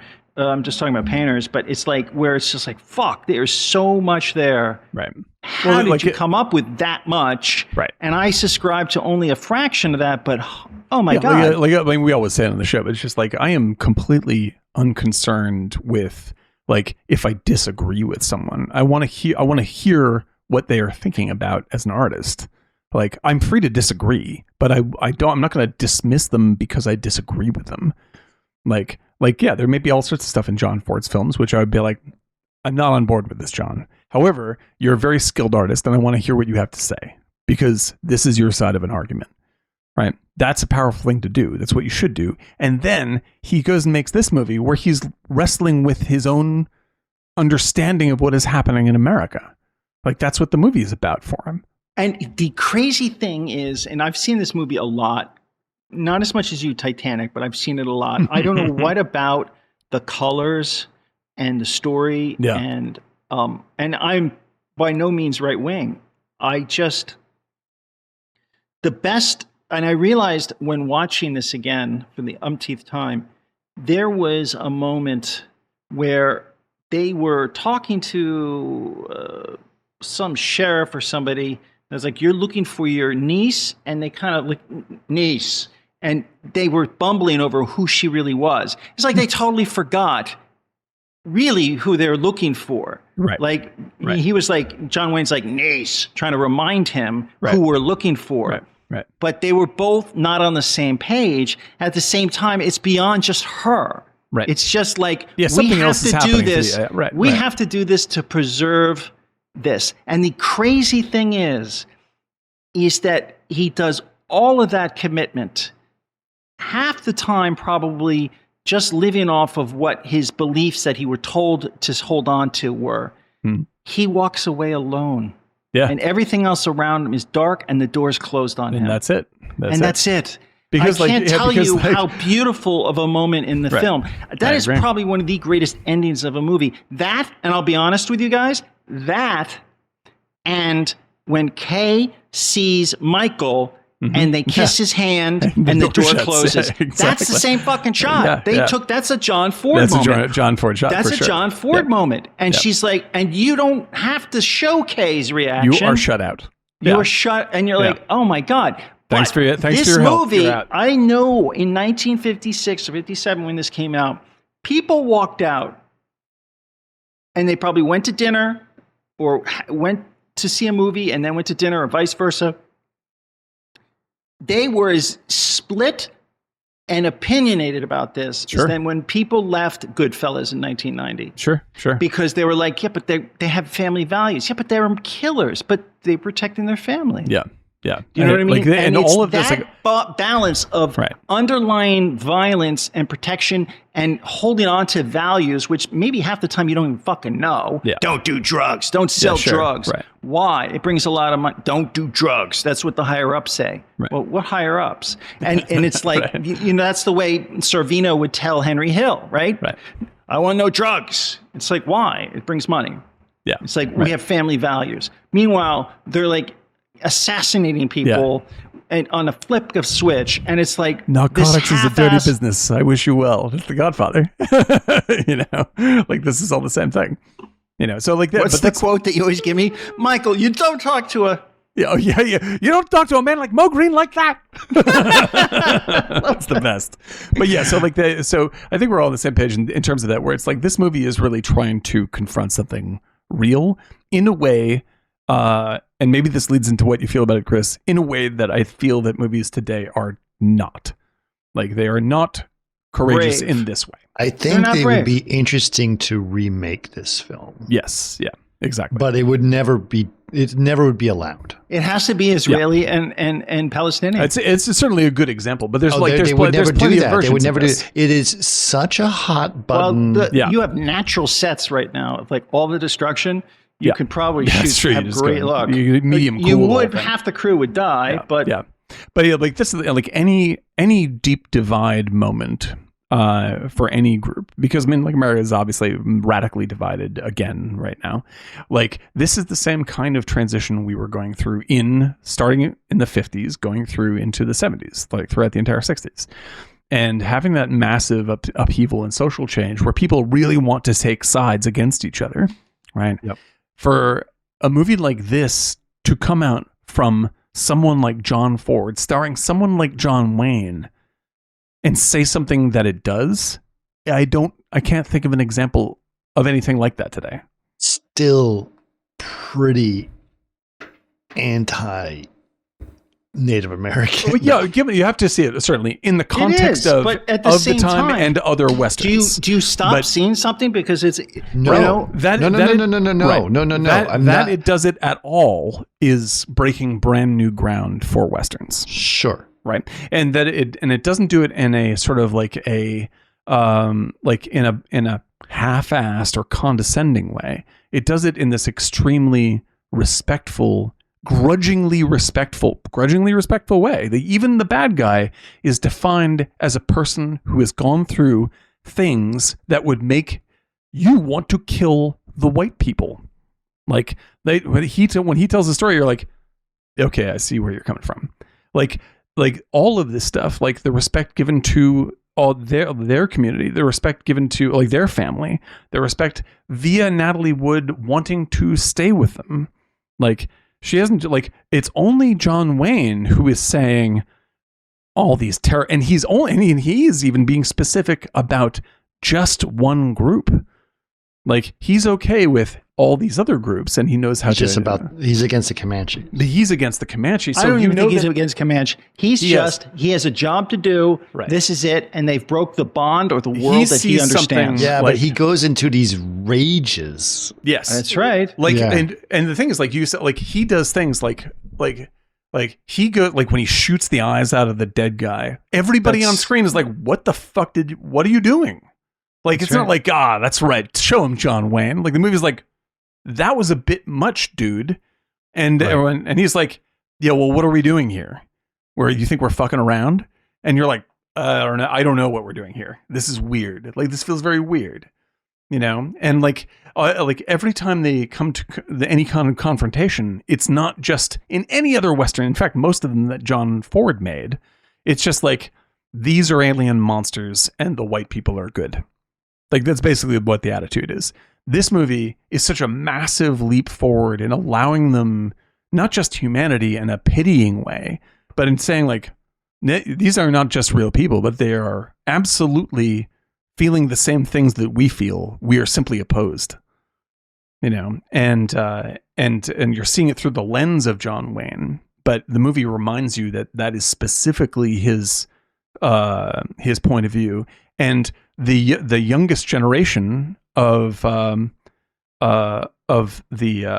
white settler caste wants to marry the half Native American. Like that's seen as the future. That's seen as the positive future that they're going into. There were two scenes that I had a different perspective. It's like you're annoying me as fuck. Annoying as fuck. He's the woman going, Oh yeah, right. And then the other guy like, skip to the loo, my darling, with a guitar. Oh yeah, like he goes from being a complete moron to suddenly this somebody seductive. assassinate this guy out into the desert and bury him. It was just like, oh god, these people are so grating. But so I would say with all sorts of caveats of like, yes, this movie is made in the 50s, and you have to see it from the perspective of what the context of these kinds of movies. That kind of song stuff is definitely the studio pushing within the context of that setting in that time period. This movie is unbelievably groundbreaking in a way that we are cowardly to face today. That's what I think. Yes, it's actually so many feelings about this, because obviously, like the racism of this is the strong. Well, like specifically John Wayne. Yeah. His hatred. Yeah, but look at what just happened overseas. Oh, for sure. By the way, I just want to say I'm not going to talk about that at all on air. Period. At all. Like, let's not talk about that literally at all. And I want to stop talking about it right now. There's ugliness all around. We can talk about it vaguely, but I can't talk about that. So sorry to steamroll, and I just need to lay down my personal line on things I can't talk about online. That's one of them.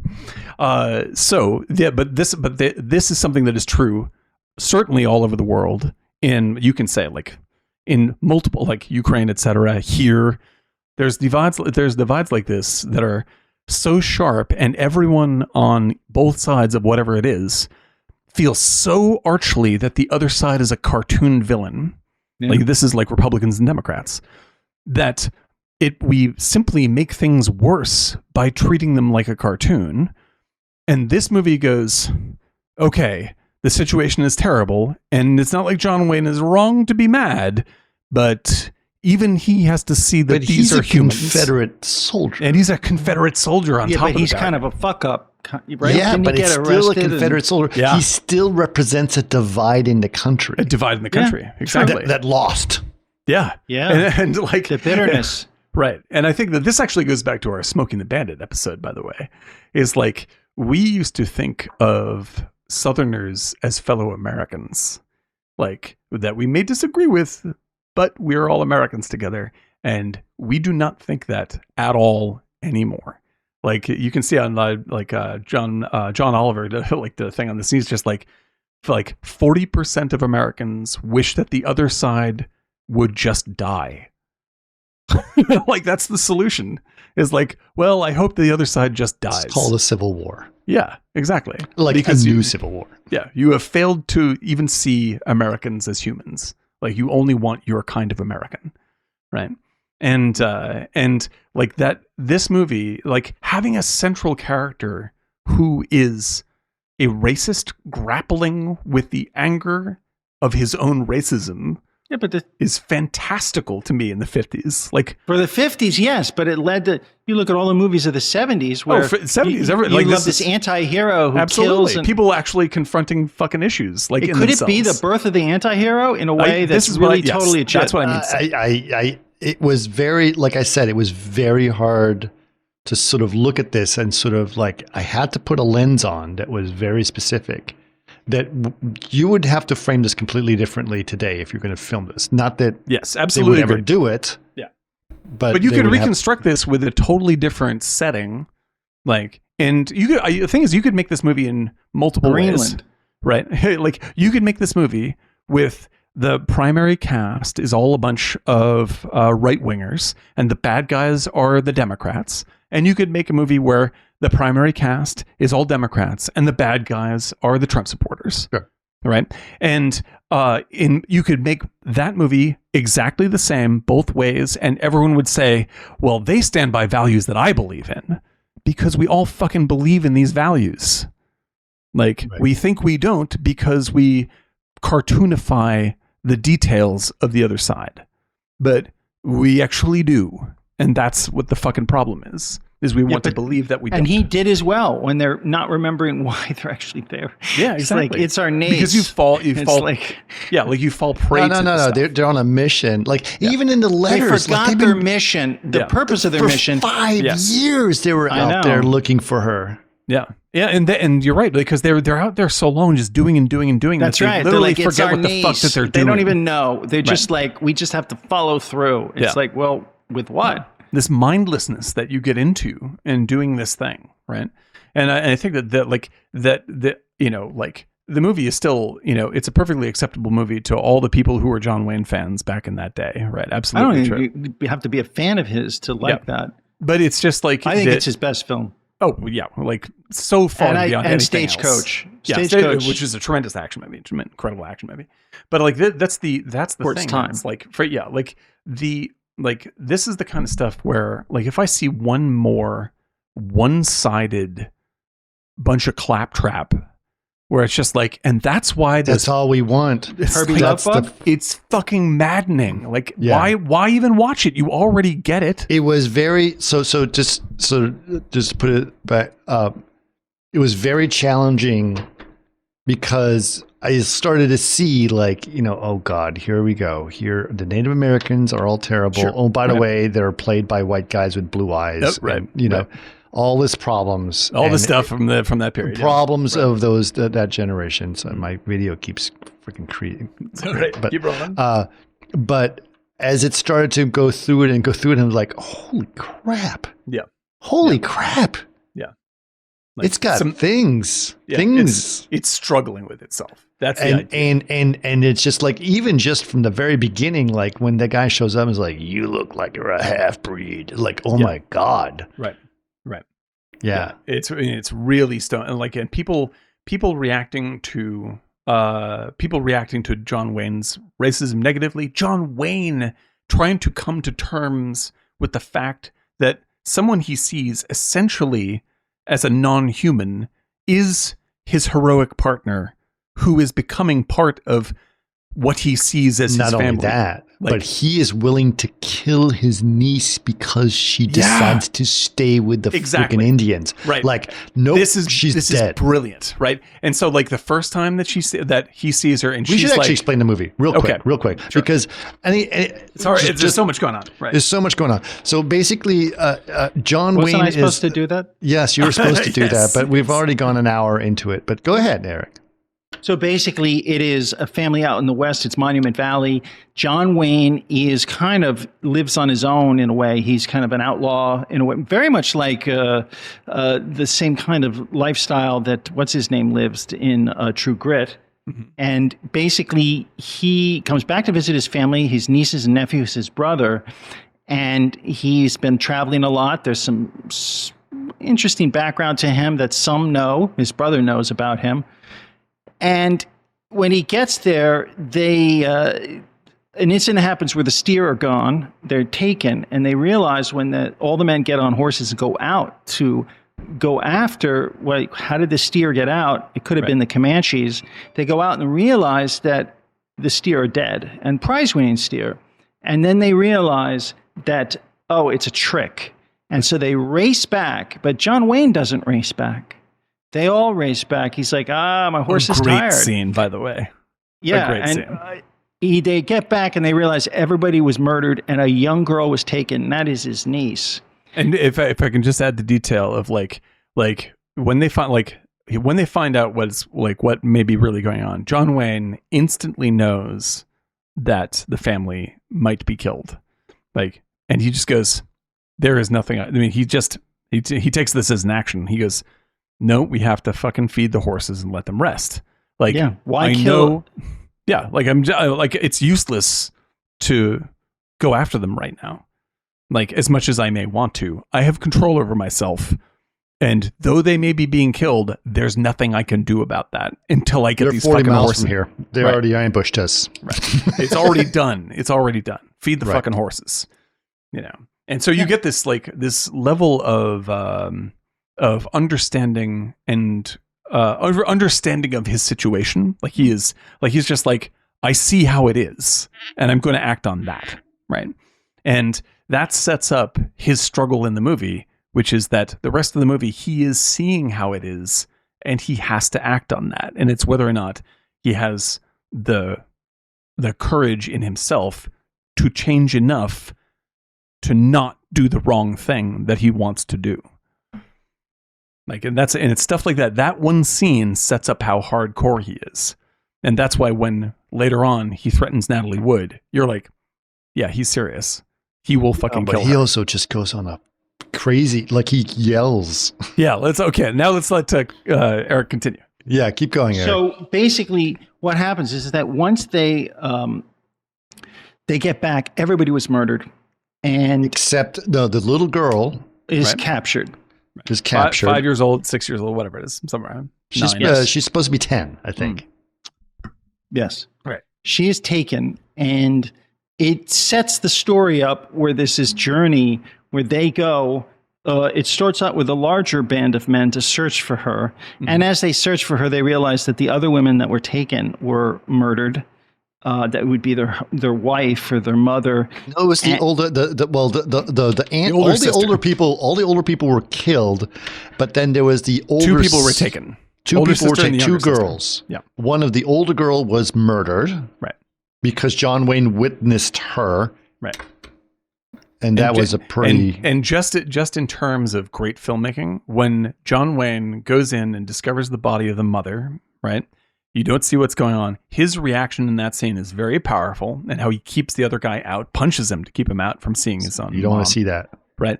But when he can't even talk about what happened to the sister, and he tries not to tell them. He discovers her in a canyon. Like, it is like... Yeah, because like when one of the 2 brothers... So just to set it up, there's a split, right? Mm-hmm. And he decides, I'll go in there and I'll figure out what happened to see where they went. He goes in, he comes back, and he looks distraught. Yeah. And he's in like, a way that you've never seen in the movie. They went the other way. Yeah. And he looks completely distraught. And they're like, what happened to your jacket? He's like, I must have lost it. Yeah, and then they just walk away. That's and then several scenes go by. Like yeah, he is shattered by whatever he saw. He's shattered. And several scenes go by, and he's like, I saw the girl. She's there. I saw her. And he's like, you didn't see her. I saw her. She's dead. And I saw her in the canyon. I didn't want to tell you about it. She's freaking dead. You didn't see the girl. You saw one of the natives wearing her dress. Right. Which tells you like the condition that she was in when Wayne found her. Like it sets it up in your brain. And then that the brother goes like, wait, she wasn't. And Wayne's reaction in that moment is one of the saddest, scariest things. So sad. I was just like, he's just like, you're not going to show your picture. Like he absolutely loses his fucking mind. Like, we're not talking about this anymore. I am done. And it's so shocking. It's way more shocking than anything they could have ever shown. Like you're just like, whatever happened was literally the worst thing you can imagine times 2. You know, and I have to hand it to Wayne, man. He just fucking delivers the goods. Like, I'm not a giant John Wayne fan, but in that scene in particular, holy moly, I'm just like, that's fucking horrifying. Whatever this is, it's horrifying. You know? And so when it, like, his motivation for how he feels is extremely well represented in this movie. And it does a brilliant thing because it doesn't make this the result of just like, you know, all those Indians are killers. It's like this one guy, Scar, is this bad. And the trauma of seeing what he does has driven John Wayne almost insane, right? And then later on, you find out that the reason that Scar does what he does is because this very thing was done to him by white settlers. Like... And so that tells you the complete revenge story. Ends revenge. Yes, like this is what is happening. Like it says it very softly, but it definitely says it. It definitely favors white people. Oh yeah, I mean, like it's talking to it. It's talking to an audience of primarily white people who come to see John Wayne movies, right? Sure. And so it's important. Like these are the people that you want to expose to these new ideas. And you can't just come out and say, listen, all you stupid idiots, like, here's how you're supposed to be and you're evil. Like, that's not going to fucking help anybody. No. This movie is the kind of movie that gets under your skin. Like it really, like the people that saw this movie, this might have done something to change their backwards attitude, or at least given a crack in their armor about what they think. I don't know. People take things. It can be hard. literally. I know. If you like, yeah, about like the Fight Club discussion. But I mean, like, if you're going to have a chance, make a movie like this. Don't make a movie that fucking shames people and tells them they're morons, because you're not going to get them to listen to you literally. Yeah, I mean, honestly speaking, Eric, I was like, this movie was really good. Mm-hmm. Really good. Yeah. And I just, it's just hard to digest from a perspective in 2023, right? If you think about, like, that's actually the thing that I think is so fascinating is like, how would you like this? How would you remake this today? If you would never remake this. You would never do this, right? You can't remake it the way that it is. Right. Like, it would be hard to remake it in any other context, because people are. I was just also thinking, bringing back to the Coen Brothers, right? Mm-hmm. Like, Buster Scruggs does a little bit of that with the whole killing Native American thing. Absolutely. Yeah. Right. It's different though. Right, because they are like that movie. I've seen Buster Scruggs now like a zillion times, and I really love the way they handle this stuff. Especially like they open strong and set up their opinions with the hanging scene, where like this Native American is going to be hanged, right? And these other two fucking scumbags get to give a big speech before they get the bag thrown over their head. This guy starts to talk. No. That wasn't Buster Scruggs. That was True Grit. I'm sorry. That's True Grit. Yeah, I'm sorry. That's why I'm trying to build it. Where they just go like, this is their real opinion here. It's just sort of like this is what is really happening, and we're just going to show it to you to put that in the back of your mind. I'm specifically talking about the scene in Buster Scruggs. Oh yeah, exactly. Where the girl says, before they rape you, kill yourself or whatever. Yes, like, yes. You know what I mean? A very searcher situation. Right. Little tip. Yeah. Yeah. And it was just, but there is a very it was funny because I was, when you and I were at lunch and he's like, I was like, I don't remember if I've seen this film. And then you asked me a specific question. He's like, I wonder if John Wayne realizes the movie he made. Yeah, it's a hard question. I think so. Yeah, I do. I mean, he has to do some heavy stuff, man. A lot of faith into John Ford. Yeah. And that was his guide in life. And I remember hearing or reading about a story where Dennis Hopper went out with John Wayne to say goodbye to John Ford in Palm Springs because he was dying. And there's that famous photo, and I'll pull it up, of where they posed with him in bed. And John Wayne realized that it was all over, like when he drove back, that basically his guide, his shepherd, I think he just told Duke what to do. Yeah. You know what I mean? That's very believable. I think so. And it was, he was an incredible guy. He was, a little bit politically on the other side, but well, here's the thing, dude. It's like let's say the other side because that implies things, but he was political. Says, right? He was a big Nixon supporter. Sure, absolutely. Oh, I know, but I'm just trying to imply it's like the overall general statement of what's being said, right? It's like the thing that's really fascinating to me about this movie is when people say, when people talk about this movie, just like, oh, well, it's so out of date, and we don't feel that way anymore. I'm like, you totally feel like John Wayne. Like everybody in the country feels a little bit like John Wayne, just about something else. Like you think you're so wholesome and good. I put it in the thing. This shot, I always remember. It is so beautiful. Yeah, look at that. John Huston, John Ford, Dennis Hopper. That's a wild mix right there, man. That's 3 generations. That's the weekend or something he died. Yeah, right. And John Wayne was there. And they all went to see him in Palm Springs, and then he died. That's wild. Yeah. Hopper's Isn't it? Interesting character. I love John This is right Huston. after John Huston is like all-time favorites. All-time favorite of mine. Just find the girl. Yeah. But that's the thing, dude. It's like this movie, when you say like you couldn't remake it, like I agree, it's because people aren't ready to be Can't as do it introspective as John Wayne is being in this movie. Yeah, it's actually very interesting. Like, and I think the way that you put it, was like, because I still think of John Wayne getting angry at the Native American during the Oscars, right? Yeah, for sure. Yeah. Right? Like him just about to get up there and punch her. Yeah, when He was Brando so sent, angry. yeah, right. He was so angry at that point. And what's really funny is like, and this is not to diss John Wayne, but John Wayne, like took on, like he did have his own hard life, etc. But he took on the persona of the projected John Wayne. Like he is like cowboy John Wayne, and that's how he saw his life, was how he acted on screen. And that became his representation of self. And you start, like, it's impossible not to buy into what you're selling after a while. And living up to that personality. And for him to be, and I really, for all the problems that I would have in talking to John Wayne about all sorts of things, I got to give him some fucking credit in making this movie. Like, if he was aware at all of what this movie was really saying, just about him, like, that is a very brave choice to have made. And Probably I really in admire retrospect. that. Yeah. And I think that John Ford, because John Ford, I always say this, so like movies are about the filmmakers that make them almost all the time.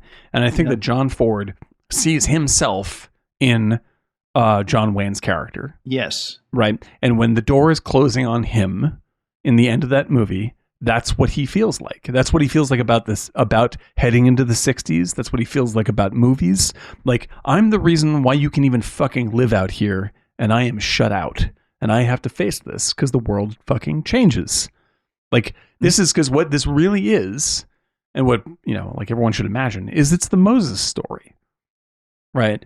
Like, Moses brings the new generation to the promised land, and he can't go into the promised land because he is from the old generation.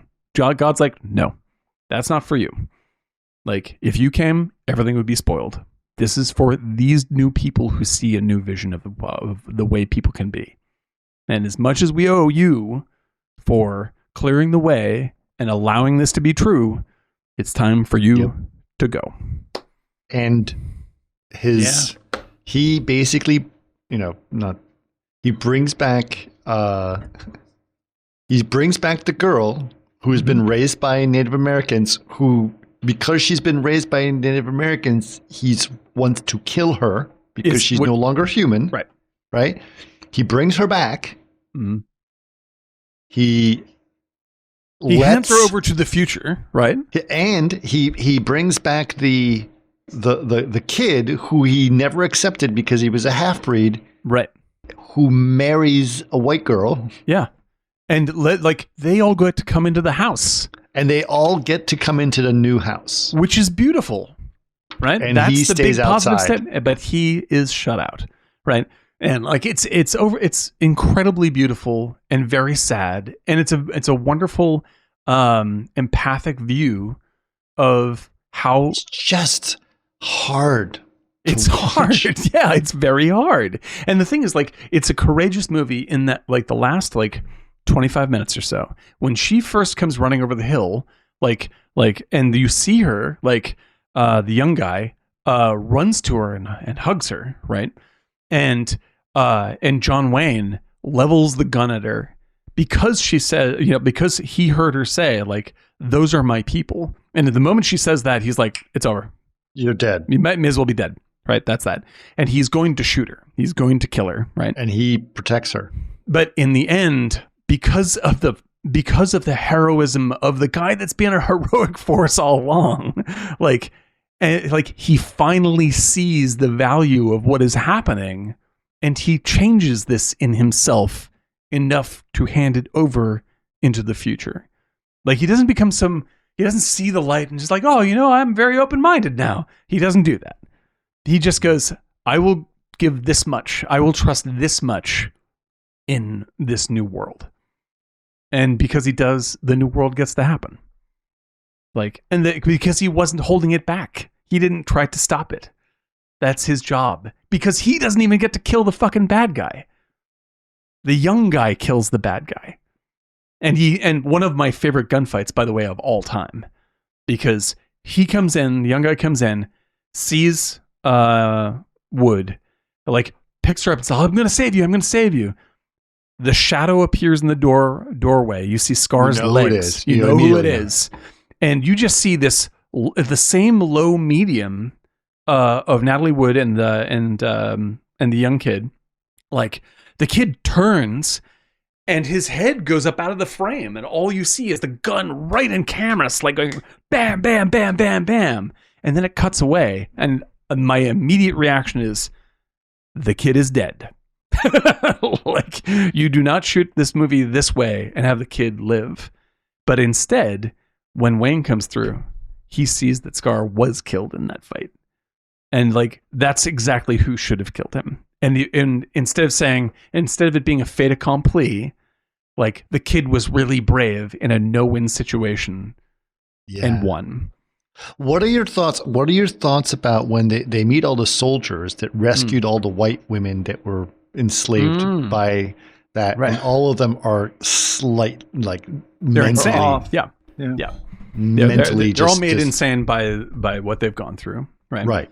And I think that this is not a scene about John Wayne. This is a scene about the kid experiencing this and seeing this, because it's basically making John Wayne's argument against the kid, because John Wayne isn't going to bother making the argument to the kid. Like, he's saying, look at this. This is what happens. This is why we can't act any other way. And the kid is the one who doesn't know what to do in that scene. Right. It doesn't say the movie does not take the easy route and say like, oh, you know what? You're right, young kid. You're the new generation and you totally got it nailed. Instead, it goes, no, this is a real fucking serious issue and you have some shit to figure out. And it leaves it right in the dude's lap, and it makes you uncertain. You're like, what is John, man? At least within the context of the movie, John Wayne seems to be correct, thinks the kid. And that's what leads up to the ending that you get. Like, it's an earned ending where people really have to make choices over the shit they've seen. And that's the kind of stuff that you want to know why Marvel films are fucking collapsing, because they won't do this. This is not the kind, because it doesn't have to be a big weighty anything. You just have to tell the truth about a character, and they can no longer do it. Because truth doesn't sell, though. Truth doesn't sell. What people respond to is a whole shitload of self-congratulation. They're like, oh, great, it's me and I'm right all the time. Fantastic, I'll buy a ticket to that. Until they buy it so much, they're like, why am I bored? And then you have Marvel. Like, this is the answer to making things better, Disney, is make a movie that actually challenges the characters in it. Don't just say things that are true, test that they're true, and prove that they're true. I think there's got to be a way that you could make this movie it's hard. Yeah. Like Brokeback Mountain. Yeah. You know what I mean? That's what needs to be made, dude. That's what needs to be made, right? We're a movie where we can actually discuss these issues. And I Eric, I think your idea of making it about, oh my God, there's no way we can do a Palestine-Israeli film right now. There's no way. Right. But that's when you need to do that. I know. That's the moment you need to do it. I know. That's called... Like this, when I hear people say, well, no, it's not the right time, that is usually exactly the right time. That's how you know it's the right time, when people tell you it's not the right time. We're scared. We're scared people. Yep. And like I said, there's stuff that I don't want to talk about on the show because the emotions run so high that it turns things useless. So that's a representation of that. I lived in Egypt. Sure. I lived in Greece, and I lived in Greece during that time, and it was challenging. Oh, I mean, Greece as an American, right? And Greece is split. Yes, am I right about that? It's one of the islands that are Well, there's divided. I mean, Cyprus and all that other stuff. Yeah, but right, like, exactly. but it's not. It's there were a lot of Palestinians yeah. that moved to places like Greece to get Absolutely. away from stuff like that. And as you're an American, it's hard, right? Sure. Because I don't know. And then you go back here, and here it's like, no, it's all black and white. And it's Well, they could, but this is because we can't think of anything. I mean, like to bring it to, to like, because these are problems that we're having even regardless of any other country in the world. America is having these problems of itself. Yes, we're having the same issues. And like we can't seem to get out of the hole, and it's because nobody has the courage to make a movie like this, where you really do have to be responsible about what you're trying to talk about. Little Drummer Girl. Oh, yeah. A favorite book of mine, by the way. If you like, that's John a movie Le Carre, where, terrific, like, do you remember? Yeah. Do you know the scene, and it's just coming to mind where she's with the guys in bed and they talk about the scars on their body. Yeah, right. That is a fascinating. That's still so vivid to me. But these are the kinds of things where I'm just like, if you had any of the, because I know I haven't seen Killers of the Flower Moon, and so I don't know how this fits in that conversation. Yeah, however, actually, I've heard a lot of competing ideas about this. I'll wait to see it myself, but it's like I don't think it nails things. It seems to not nail things so solidly as to make a really strong argument to everyone, and sure. And I think that's a missed opportunity because the dialogue surrounding it doesn't seem to be very productive, and I feel like there's like I don't know what kind of movie you could make about our situation, just about our political situation, left and right, blah blah blah blah blah. Like that would be helpful, but I do wish that people would look to movies like this and try to see what they're really doing. But it's hard for people to even watch this movie today and not have just immediately sort of throw away. Be like, I don't want to look at that. Oh no, this would be thrown away. This would be seen as a massively racist film. Right. Yes. Immediately. Right. Because on the surface, that's people even see a hint of it, and they'll be like, crumple it up, throw it away. Don't want to talk about it ever again. like that's a drag to me. That's a huge drag. Yeah, and they're losing out on a conversation. And actually, I don't think people want subtle conversations. No, they don't. No. They don't want conflict. No, they don't want conflict inside themselves is the issue. Like you don't want to have to think hard about things that, if you were honest, are very difficult within you. Yes. Like you want it to be easy. I think it was. Now I know it's about as far as you can go in this film, and I appreciate everything you guys are saying about what's going on here and everything else. But like I think it still feels one-sided. Well, it's definitely made from. I mean, it is made from John Ford's point of view, right? Sure. Like, and so like I would say that like it's not like some like la-di-da everyone like it's not the left making an argument in the disguise of the right to try to get them on board. It's someone from the right thinking hard about their actual values and seeing some sort of connection with another point of view. And that's so much more valuable to me. Yeah. And that's like, and I know like nobody has to see this movie. It's fine. It doesn't make any difference because like you do have to be like, in order to not have a knee-jerk reaction to this, I think most people would have to see a lot of other fucking movies and know more about film history before they're ready to take this one on. That's how it is. And I don't mean to be like elitist about it. I just think you need more context.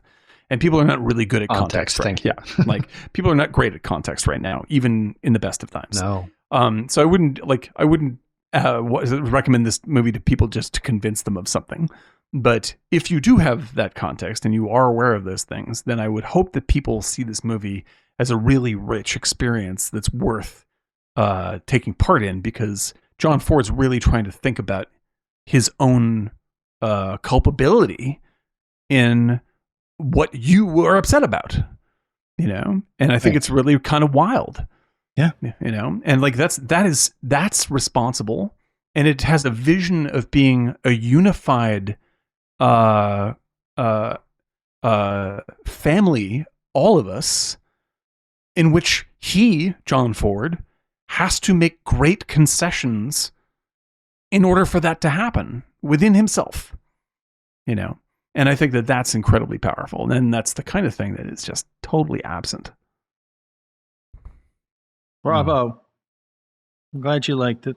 Oh, it's very You've seen it powerful so to me many this time. times. Yeah, it's like I had seen it. Eric, it was very challenging to see because, you know, obviously there's a lot of stereotypes and stuff that are gone here that you challenge, right? Like you guys see, you know, Comanche people looked at in a certain way 100% with blue eyes and clearly not Comanche, right? Right. But then at the same time, you see people who are clearly probably Mexicans that are portraying them, which is sure. And they did a good job, right? But there's it's something, I don't know, there was something interesting about it. Like it took, and I literally, like 2 hours before this podcast is when I stopped watching it, and I was like, oh shit, I got a lot to digest in here. Yes, it's a big one. A lot to digest. Yeah. And I will see this movie again. I'm going to look at it again and think about what it meant. But I was like, oh my God, we could not make this. Like it is. Yeah. There is so many things. Yeah. It's a real challenging movie, and it really invites you to examine yourself and how you are like, because John Wayne is the quote hero of the movie. Like, right. You're going to project It's John yourself. Wayne, man. He's John Wayne. You know, it might as well be Tom Cruise, right? Right. And there's no way you can watch a character for that long doing heroic things without projecting some part of yourself into that. And so the movie is saying, you probably have this problem somehow, whether you're a Republican or a Democrat or whatever, who knows? But you might be suffering this internal conflict. And it's a really tough thing to overcome. And the only one who can overcome it is you. You know? And it's just like, that's a level of responsibility in filmmaking that is very, very rare. And and I think it opens the door. I mean, just on a like, if we get off the meaning of the larger social aspect for a second, like, because this movie was brave, it opens the door to greater dialogue in all sorts of other films for the next 15 or 20 years afterwards. Like it really, really, really helps everything else. Why can't we make these things anymore? Fear. Yeah, it's fear, money, and fear. Yeah, that's it. Disney's not going to fucking make this movie, and Disney owns everything. There you go. Right. That's why we don't see it. They don't know everything. No, they're losing everything. Yeah, they're like honestly speaking, Disney's losing right now. I know they just bought back all of Hulu. Yeah, they did. They need it. They desperately need it because they're desperate. Yeah, and they thought that we have Marvel and Star Wars, and we own and we all of cinema, them both into the earth, and they destroyed them. The two most valuable properties in the surface of the earth. Kathleen Kennedy to the ground. Thank you. Yeah. Well, Kathleen Kennedy and Kevin Feige, right? Yeah. So. Well, the thing is, man, like and then to give them credit, like it's not like Kathleen Kennedy is a bad producer. She's a tremendous, legendary producer. Absolutely. Legendary. And same with Feige. I mean, like Feige for 10 straight years built the largest, most successful thing in the world. Yeah. However, the early days of Marvel were actually amazing. There's tons of good Marvel movies. But that's okay, guys. That's not successful. No, okay? No, it's the last thing in Hollywood you are remembered by. Okay, is you remember the last thing you did. Okay, great leadership and great vision doesn't mean you just push the throttle down and fucking run the gas tank empty. So Kathleen Kennedy sucks. Well, she really does. Because she destroyed a brand. She destroyed something for many people was iconic. Right. When all you had to do is pull back and say, we don't need that much money. Right. Because this is such an interesting property and think like an artist. No, they just pushed, fuck it. And they did that. There's nothing great about that. Well, the thing is, like, the mistakes that they are making now are rooted in their successes, right? And they haven't learned to change into what is required to make things new and successful. Like they're the ones who are gonna have the door closed before the end of the movie. Like that's the position they're in, you know. And what they thought they could get away with is like, we had a giant success. Now let's do it again. And you just go, that's not how it works. It's just not how it works. I know, but if I can just go back to my rant, and I know Chris is probably looking at me, but I don't care. I don't look at you. I'm just joking. But the point is, that is why Hollywood sucks. And I'll tell you why. It's because they don't think of the long term of the art and the community. They just think of themselves. And if Kathleen Kennedy's like, you know what, there's nothing but down for me because I'm just keep selling this crap. We need fresh blood. Why don't we bring somebody else in with a new vision? The only way to keep on making new stuff is to get new people involved. Eric, that's right. Eric, you're 100% right. And every how time much she money brings do you in need? fresh blood, she fucks with it.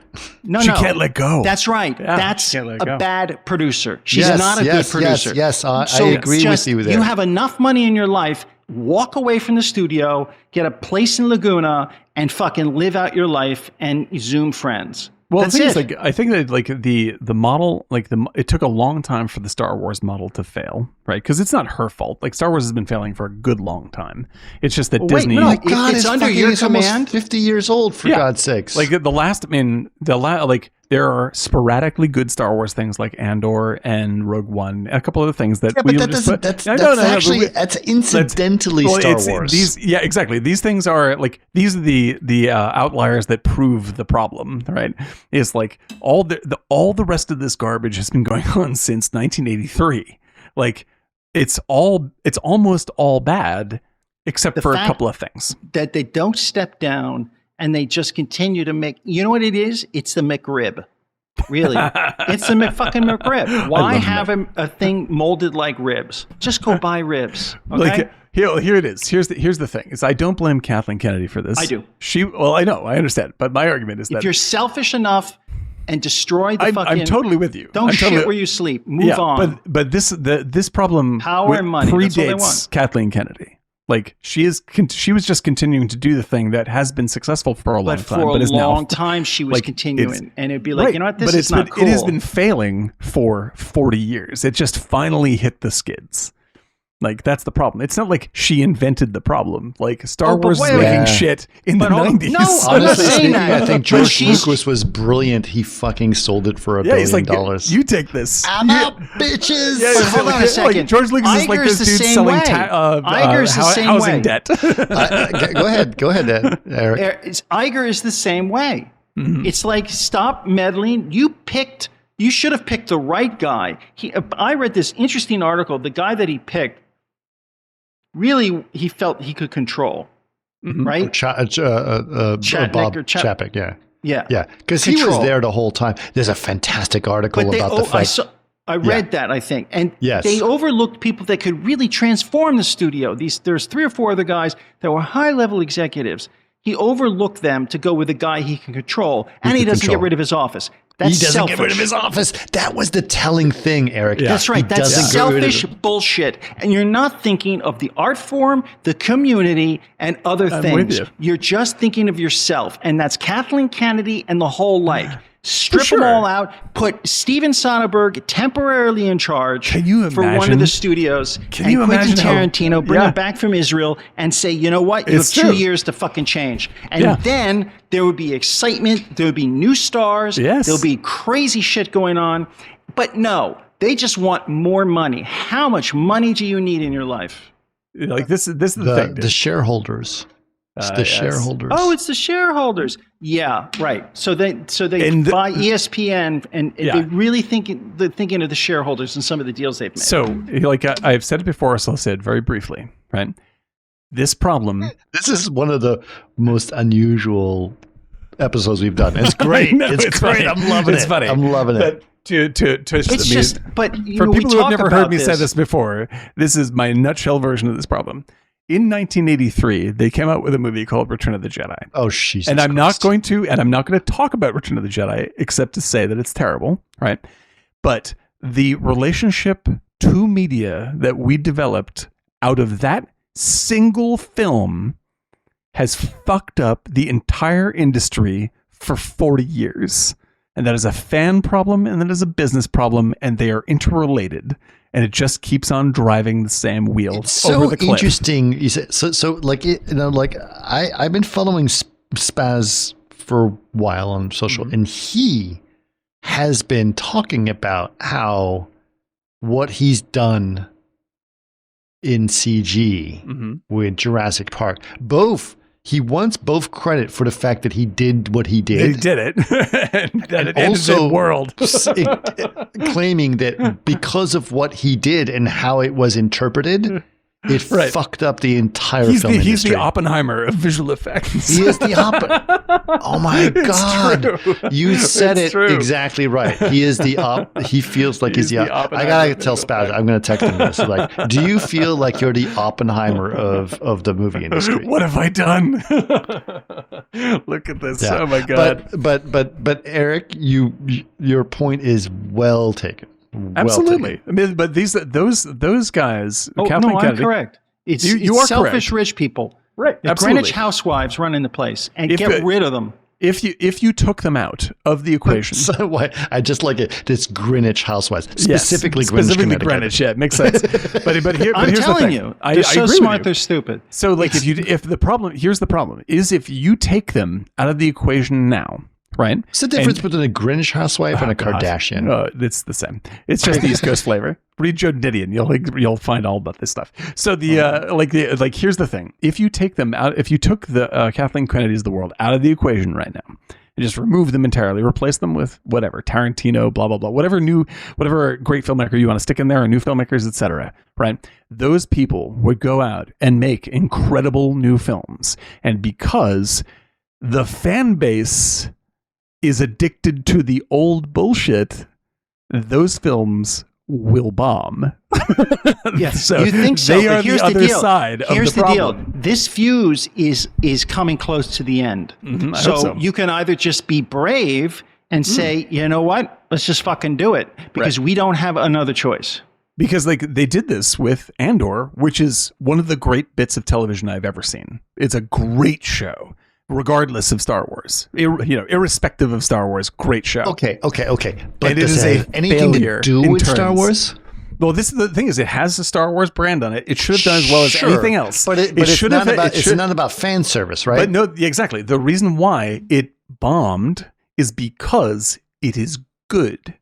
That's why it doesn't make any money. because it doesn't give them Fans- Chewbacca and a Millennium Falcon. Exactly. Fans are like, where's my giant lightsaber fights? You're giving me this John Le Carré bullshit. I don't want to see that stuff. Right. And everybody else who would want to see it doesn't want it because they think Star Wars is lightsaber Because Star fights. Wars is lightsaber. Yes. That's the problem.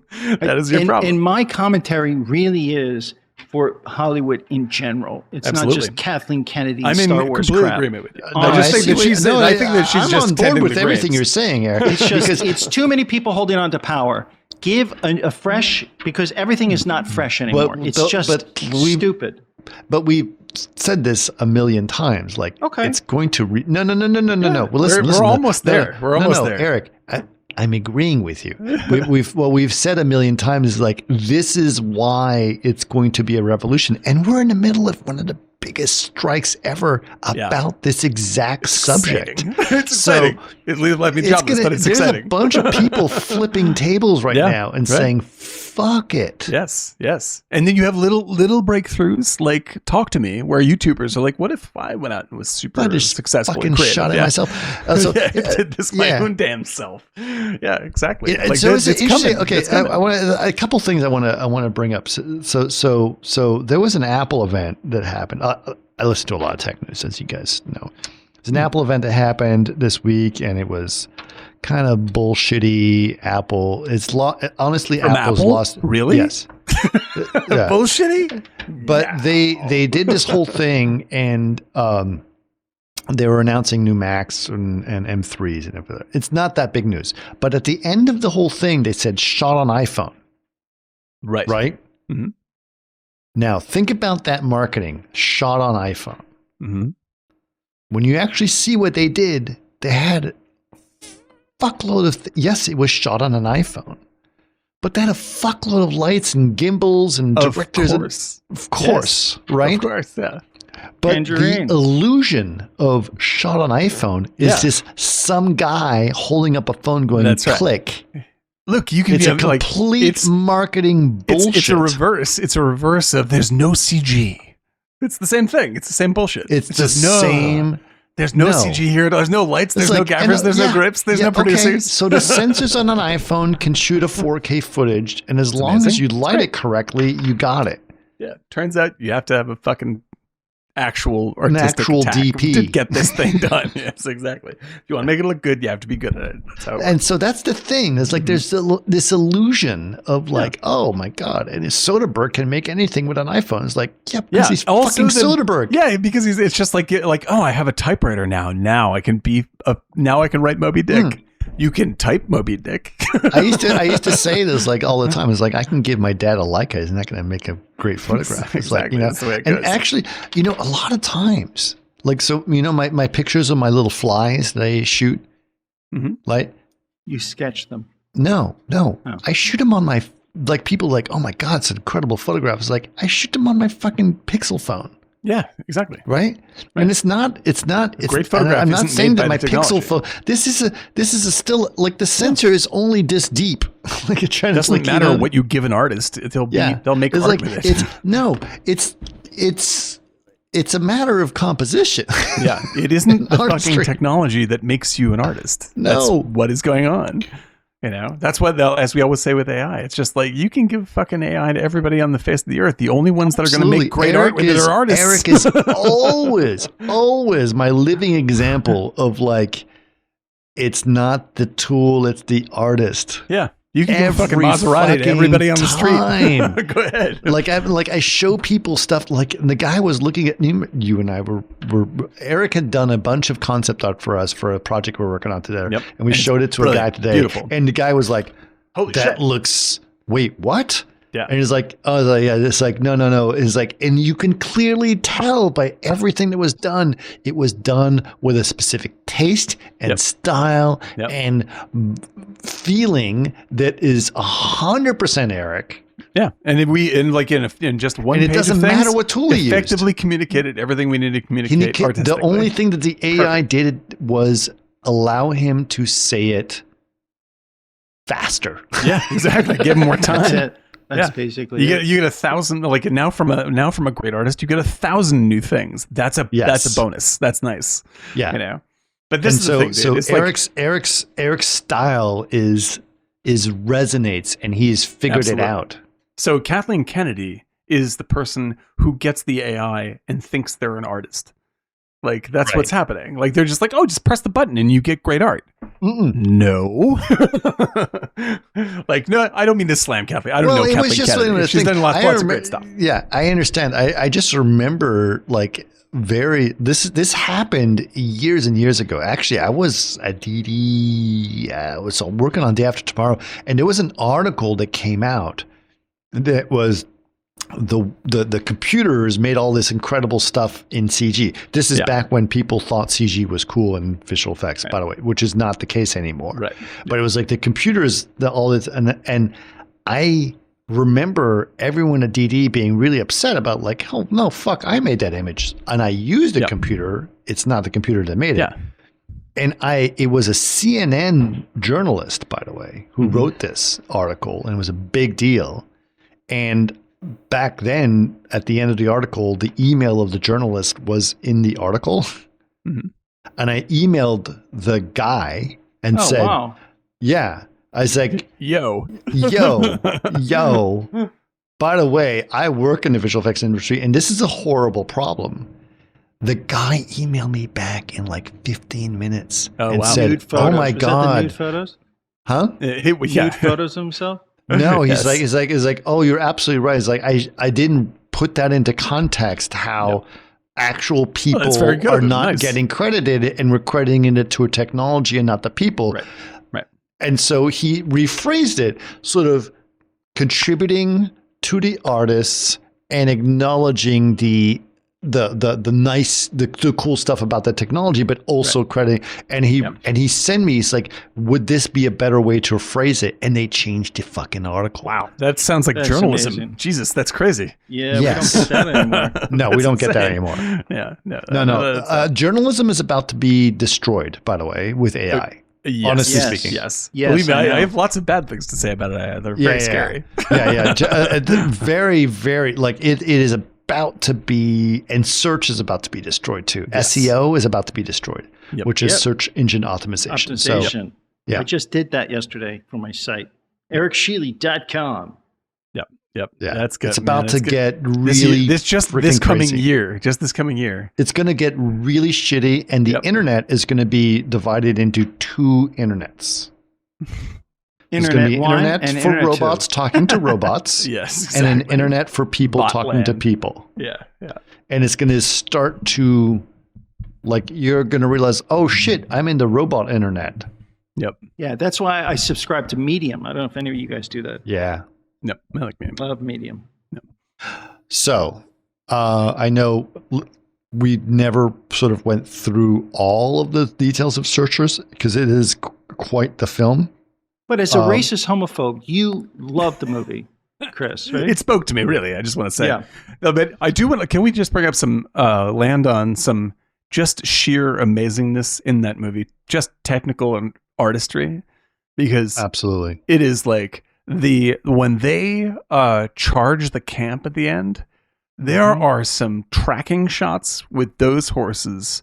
I sent you the video, right? So Did you see that? Fucking stunning. Did you work. see The that video? horses, I felt like how many horses died or broke I don't legs in know, that movie? man. I hope No, I hope not a none. lot. Guys, I have, I sent a video to you guys, but I'll send you the making of video that I got. Oh, I didn't know. I haven't seen this yet. It's so cool. They're digging holes in the ground. Oh my God. And it what just a- shows everybody, and they taped up all the horses' legs and then painted them brown, the bandage, so it looks like part of their legs, Oh, so their man. knees wouldn't get hurt or their ankles. That's crazy. It was- is so. it was It's quite- so exhilarating. It's like these so shots are hard because you insane. realize, like, oh my God, watching this, the stunts, crazy. we don't do this shit anymore. Like this is the we like, would never do this. yeah. Like the thing is that I'm like with CG or no CG, make shots that look like that because that is amazing. Like I was just like, it's so thrilling and so But dangerous. hard to watch. It's hard to watch those horses fall. Yeah. It's really hard to absolutely watch. true. Absolutely true. I hope that, like Eric's saying, if they were made, if this like if the fact that it's hard to watch in the fall is part of the gag and it's all it's all movie making fun, then I'll that's put the way it should on be. the server But it is for you guys if you want it. wild. Yeah, I'll mean, put like, it in the Western server. yes, we should have a Western Chris? server. Sure. Yes. Yeah, but that's a different thing. But yeah, so like That's a what? Like, put it in Texas Don't worry about it. 2023. But yeah, that this movie is so loaded with ingenious shots, brilliantly staged action. Like it's a wild production. This is like John Ford, top of his game, incredible cinematography, and like beautifully staged scenes. I was talking about this earlier. It's just like there's some like staging lots of actors in a large complex shot is something we don't do anymore at all, and just letting a scene play out. Like we have lots of people in a scene, deeply staged up and staged down, lots of interactions, lots of things happening, and it's constantly leading your eye through the main points of the drama all the time. Like that's incredible blocking, incredible craftsmanship. And it's not just like standard A/B photography like you see on NCIS. I definitely see it just for that stuff. It's really mind blowing. Yeah. I like the way you just bring in NCIS. That's my go-to Searchers. right there. Yeah, it's like NCIS is you're, my you're Kaplan County. comparing you're comparing the searchers with NCIS. I'm just putting that out there.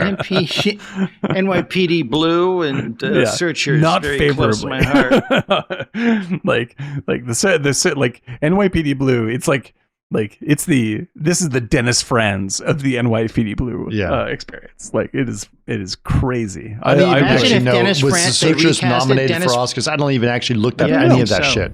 No, I Dennis assume so. France with Scar. Yeah, no, Look at look, this. that What's guy was going on? such a white guy. Is so funny. Like, it's Oh, like, dude. Well, you know the guy who plays the young kid, right? What? The guy who plays the kid, Wayne's He died. partner. He is the original captain of the Enterprise on Star Trek. Yes, he is. Wait, And then he- the kid that comes in who's the Yankee? No, No. that like the main character. that was John Wayne's son. Yeah, no, that's was John Wayne's Wayne's son. son. No, Okay. the main character, right? Who John Wayne hates. Jeffrey something or Right. other. It's Jeffrey Archer, I believe. is Oh, his right. name. All right. He Right. died So in he's the 69. one who says, I'm 8th Comanche. Yes. And so Yes. like that guy was Captain Pike on Star Trek for the first two episodes. Jeffrey Hunter. Jeffrey Hunter. And So he did say he says 1/8 Cherokee. Yes, that's right. But he's like that dude, I'm like, that guy is one of those guys that like you can tell he almost had a giant career, but then James Dean. And James Dean just was like, Well, no, he had "Boom, a you're slow all spot, dead." and then he died. You know who? Mose died from was a one head of, injury. Moses. Oh, it Mose sucks, was one of my favorite characters. Man, he in was so good. 1969 in Van Nuys. He was in his late 30s. You're muted. You're muted. You hit something on your mic, Dan. Yeah. Anyway, yeah, the Mose characters. There we Like, go. I love Moses that. is great. Yeah. Like, oh, I just want a rocking chair and a roof over my head. Like, that's a complex character. Yeah, setups and payoffs, man. That's one of my favorites. And also he is echoed in the character of Mose in Open Range, one of my other favorite westerns. Which is and like I love this stuff. Like it does And all that stuff. the guy who's the Charlie was the husband and not to be. The suitor. Yeah, the suitor. Like I actually love, and Eric, you brought it up earlier, I love all the goofball stuff. Like it's so refreshing to get to that because the movie is so fucking grim. It's so grim and so scary all the time that when it gets to the slapstick, I'm like, oh, thank God, there's still happy things in the world. By the way, that dancer around the Mexican restaurant, yes, right. Casey Kasem, a young Casey Kasem who became a radio legend. Oh, there it is. I knew it. What? It's Wolfman Jack. It was Wolfman Jack. No, okay. You're fine with me. Wolfman Jack. Yeah, we saw him in American Graffiti. He's great. American Graffiti. Oh yeah. He's trying to eat his tortilla. Stop. Give me a second. When she comes up to him and is like, more frijoles, mamacita. Oh, dude. Yeah, I couldn't. I loved. It reminded me of DiCaprio in the Old West in Once Upon a Time in Hollywood. Like that whole scene was just like, I know you cook some fine tamales. It was just like this is the scene that Tarantino is thinking about. It's just like, he took it from that. Yeah, exactly. Totally. It's hysterical. It's up to Tarantino. He would do something like that. Totally. 100%. It's hysterical. Some tamales. Oh boy. God bless you. God bless him. All right. As we're wrapping up, I think I figured out exactly why my video kept going out. What's that? And this is a very, I'm going to go full technical here and you just have to hear me out. Okay. So, the way that I'm getting video feed out is I have I have an actual Sony camera that I'm using here. And that Sony camera is going with a HDMI cable out, and it has a converter that goes from HDMI to USB and basically turns anything that has an HDMI cable into a USB signal, which basically turns into a webcam, right? Now, it had this little cable Oh, look at that thing. that basically extended the USB from one to the other. And then I was like, I think something's happening with that converter. And when I went down under the desk to figure it out, I realized that my brand new state-of-the-art, very expensive NVIDIA graphics cards that NVIDIA has thankfully, loaned me to be able to test new stuff, blowing out so much freaking heat onto that actual thing. That little basically little dongle was like melting? 1,000,000 degrees, and I think it was overheating from funny. all of the stuff. a And so little the blue minute I pulled blowtorch. this out, none of the problems happen anymore. I was like, Look at that. Interesting. yeah. So it was basically an overheating of a small dongle. So yeah. Ain't that the Well, case? I know a lot of people were asking about that, so that's that's cool. true. We kind of feel Yeah, like I somebody's just thought, dongles you know, overheating. to me, the troubleshooting part of these things, like it was refreshing. So I want to take this moment to give a shout out to Jason with the comment, Wolfman Jack in a bearskin hood in True Grit. That may be the image of the day for me. that is actually correct. That's Wolfman Jack. I believe that's Wolfman Jack. Yes. Actually, Thank you, Jason, I want to ask you this, and yeah, I know it's going to be a little delayed because you have to listen to this. Have you ever listened to Lubbock, the album? Yes, Lubbock on everything, right? Lubbock on Everything Yeah. by Terry Allen is the artist, Ooh, that's the because jam.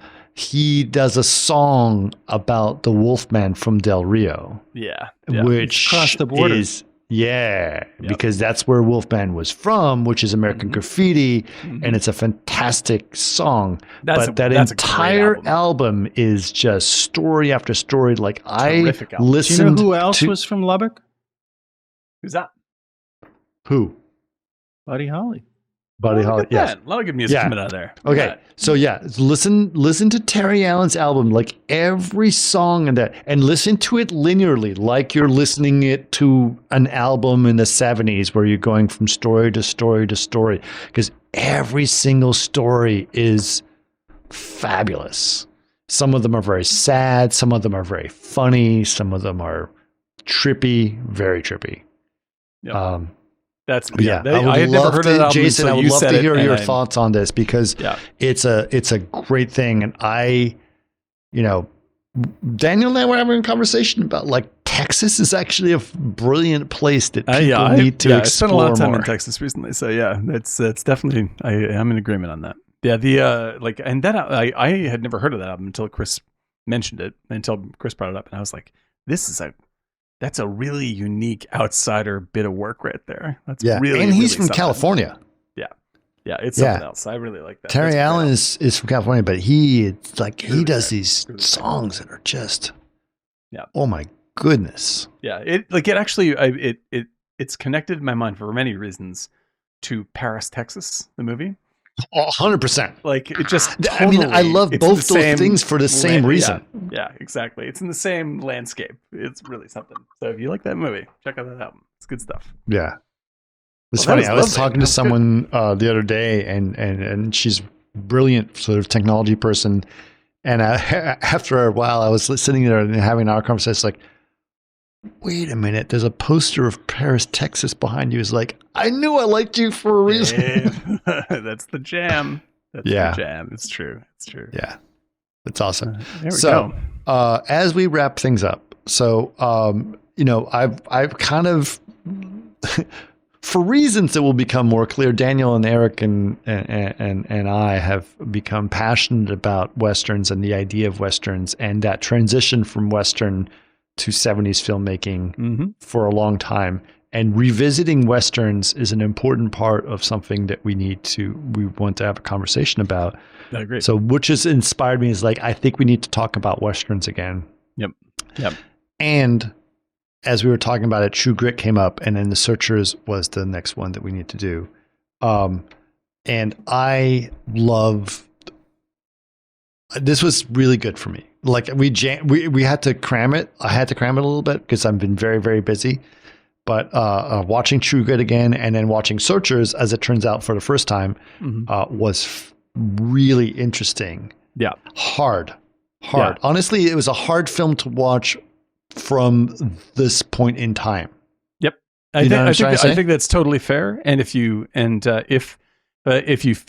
people feel too uncomfortable with it to watch it, we understand 100%. But if you can stick with it and chew on it, that is a very, very enriching Chewing is the experience. best part. Yeah, that's the real meat and potatoes right there.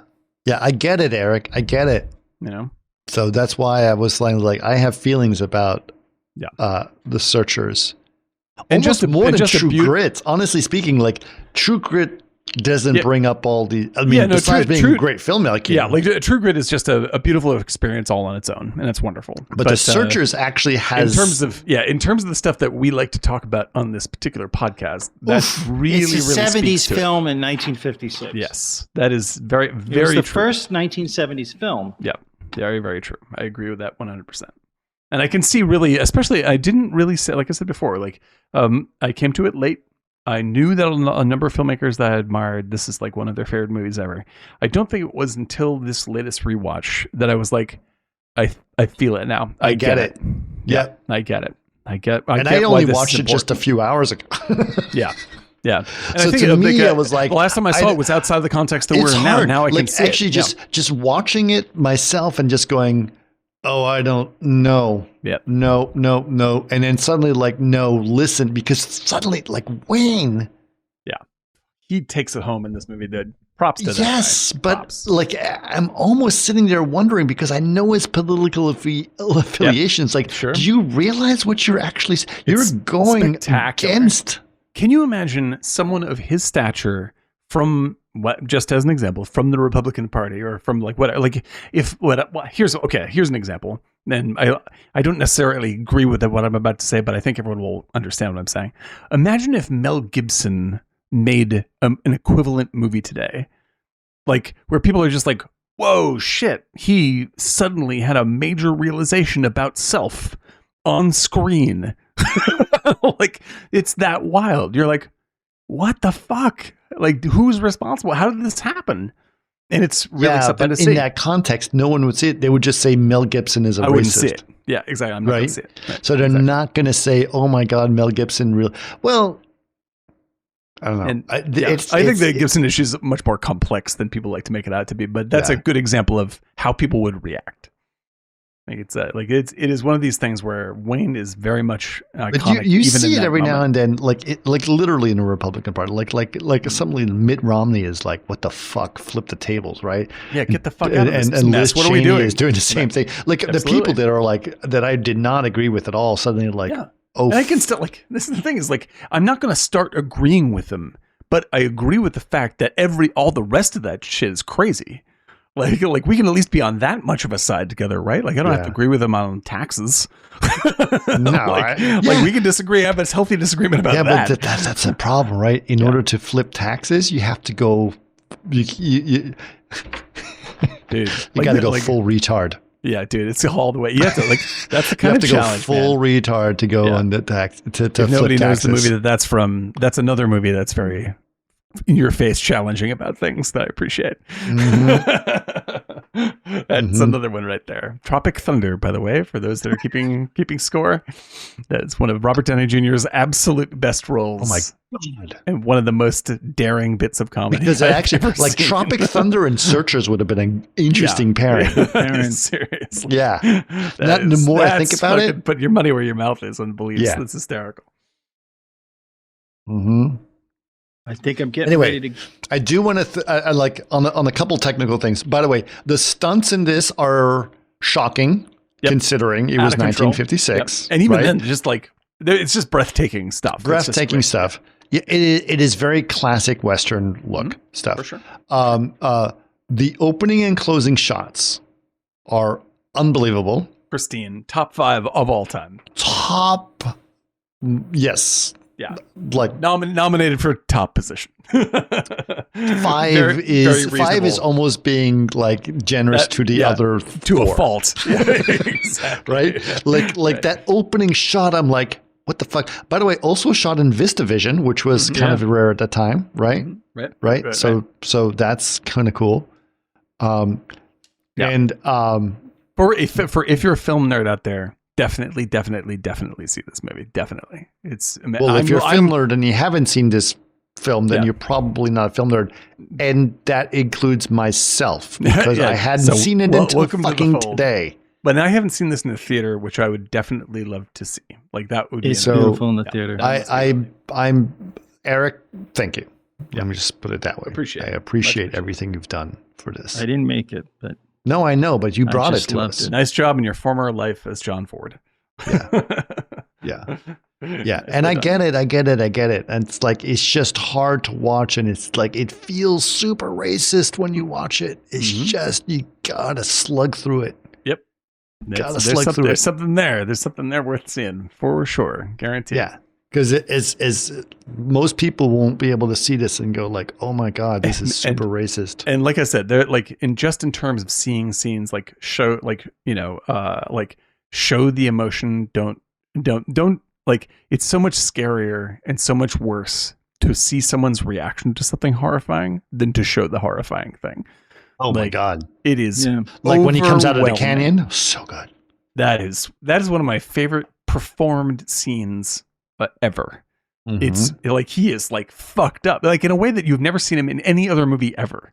Like, because it's fucking John Wayne. He's like he almost falls off his fucking horse. He dismounts and he almost falls over. Like, you're like, whoa. Because and you're talking about the guy who's like, we're not going back there. They're all dead anyway.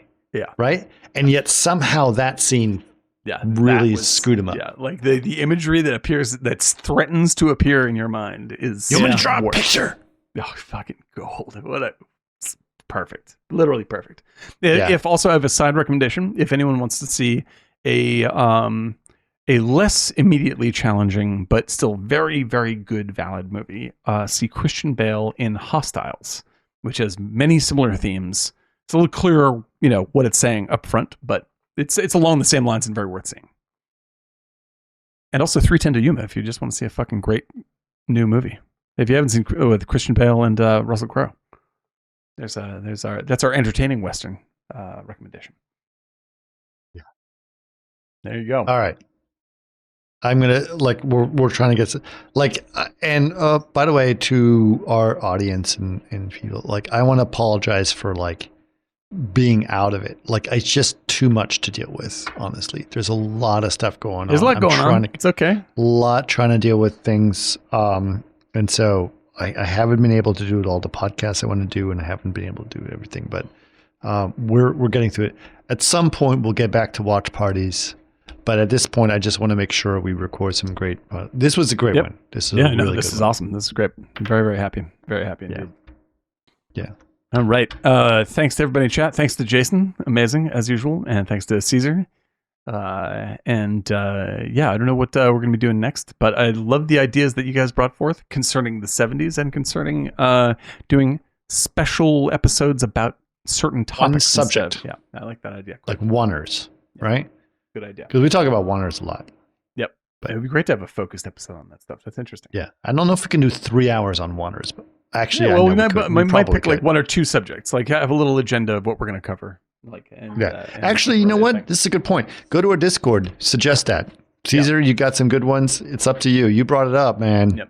Yep. We'll do what you want to do. Good ideas. Bring them up. Eric, how you feeling? I know it's late for you. You're muted? I don't hear you. How did I get muted? Yeah, I'm feeling good. Thank you. It was great. I loved watching The Searchers. That's good. Yeah. I love the day for night stuff. It's just so magical. I gotta say, also, by the way, Eric, I rented it on Amazon, and it was a very high quality. It was a good print, right? I did the same. It was a good print on Amazon. Looked great. Yep, that was good. And also, just as a capper, for anyone who is really into The Searchers, you will also see Michael Mann's nod to The Searchers in Heat 2. Just letting you know. It's everywhere. Once you see The Searchers, you're like, this fucking movie's everywhere.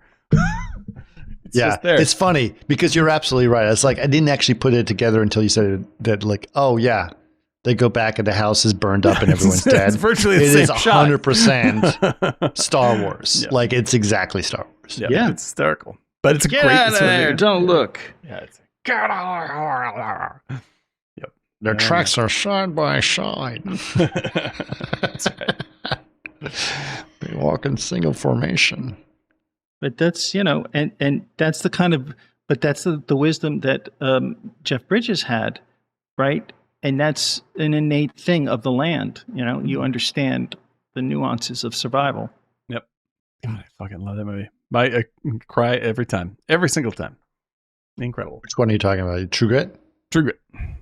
Well, that's a home run every time it shows up. That's the Babe Ruth Except of snakes Westerns. don't bite like that. That's the one problem. I don't give a shit. Because I know snakes. Spaceships don't fly. I know, but I know snakes. The West and I was know not like snakes this don't in the do that. They slightest. don't like, oh, I'm just gonna go. I'm gonna bite you. That doesn't work. Now, granted, I bite older her was really good. Also, Oh, it's great. It's great. Another line I just went at the end when she's like, "Keep your seat, trash." Yeah, she did. It's fucking good business. Keep your seat, trash. Ooh, yeah, love it. Love it so. All right. All right. You guys ready to do this? Yes. All right. Thank you guys for doing this Thank on you. a Friday That was great. evening. Yes, All right. Drink. Talk. Drink.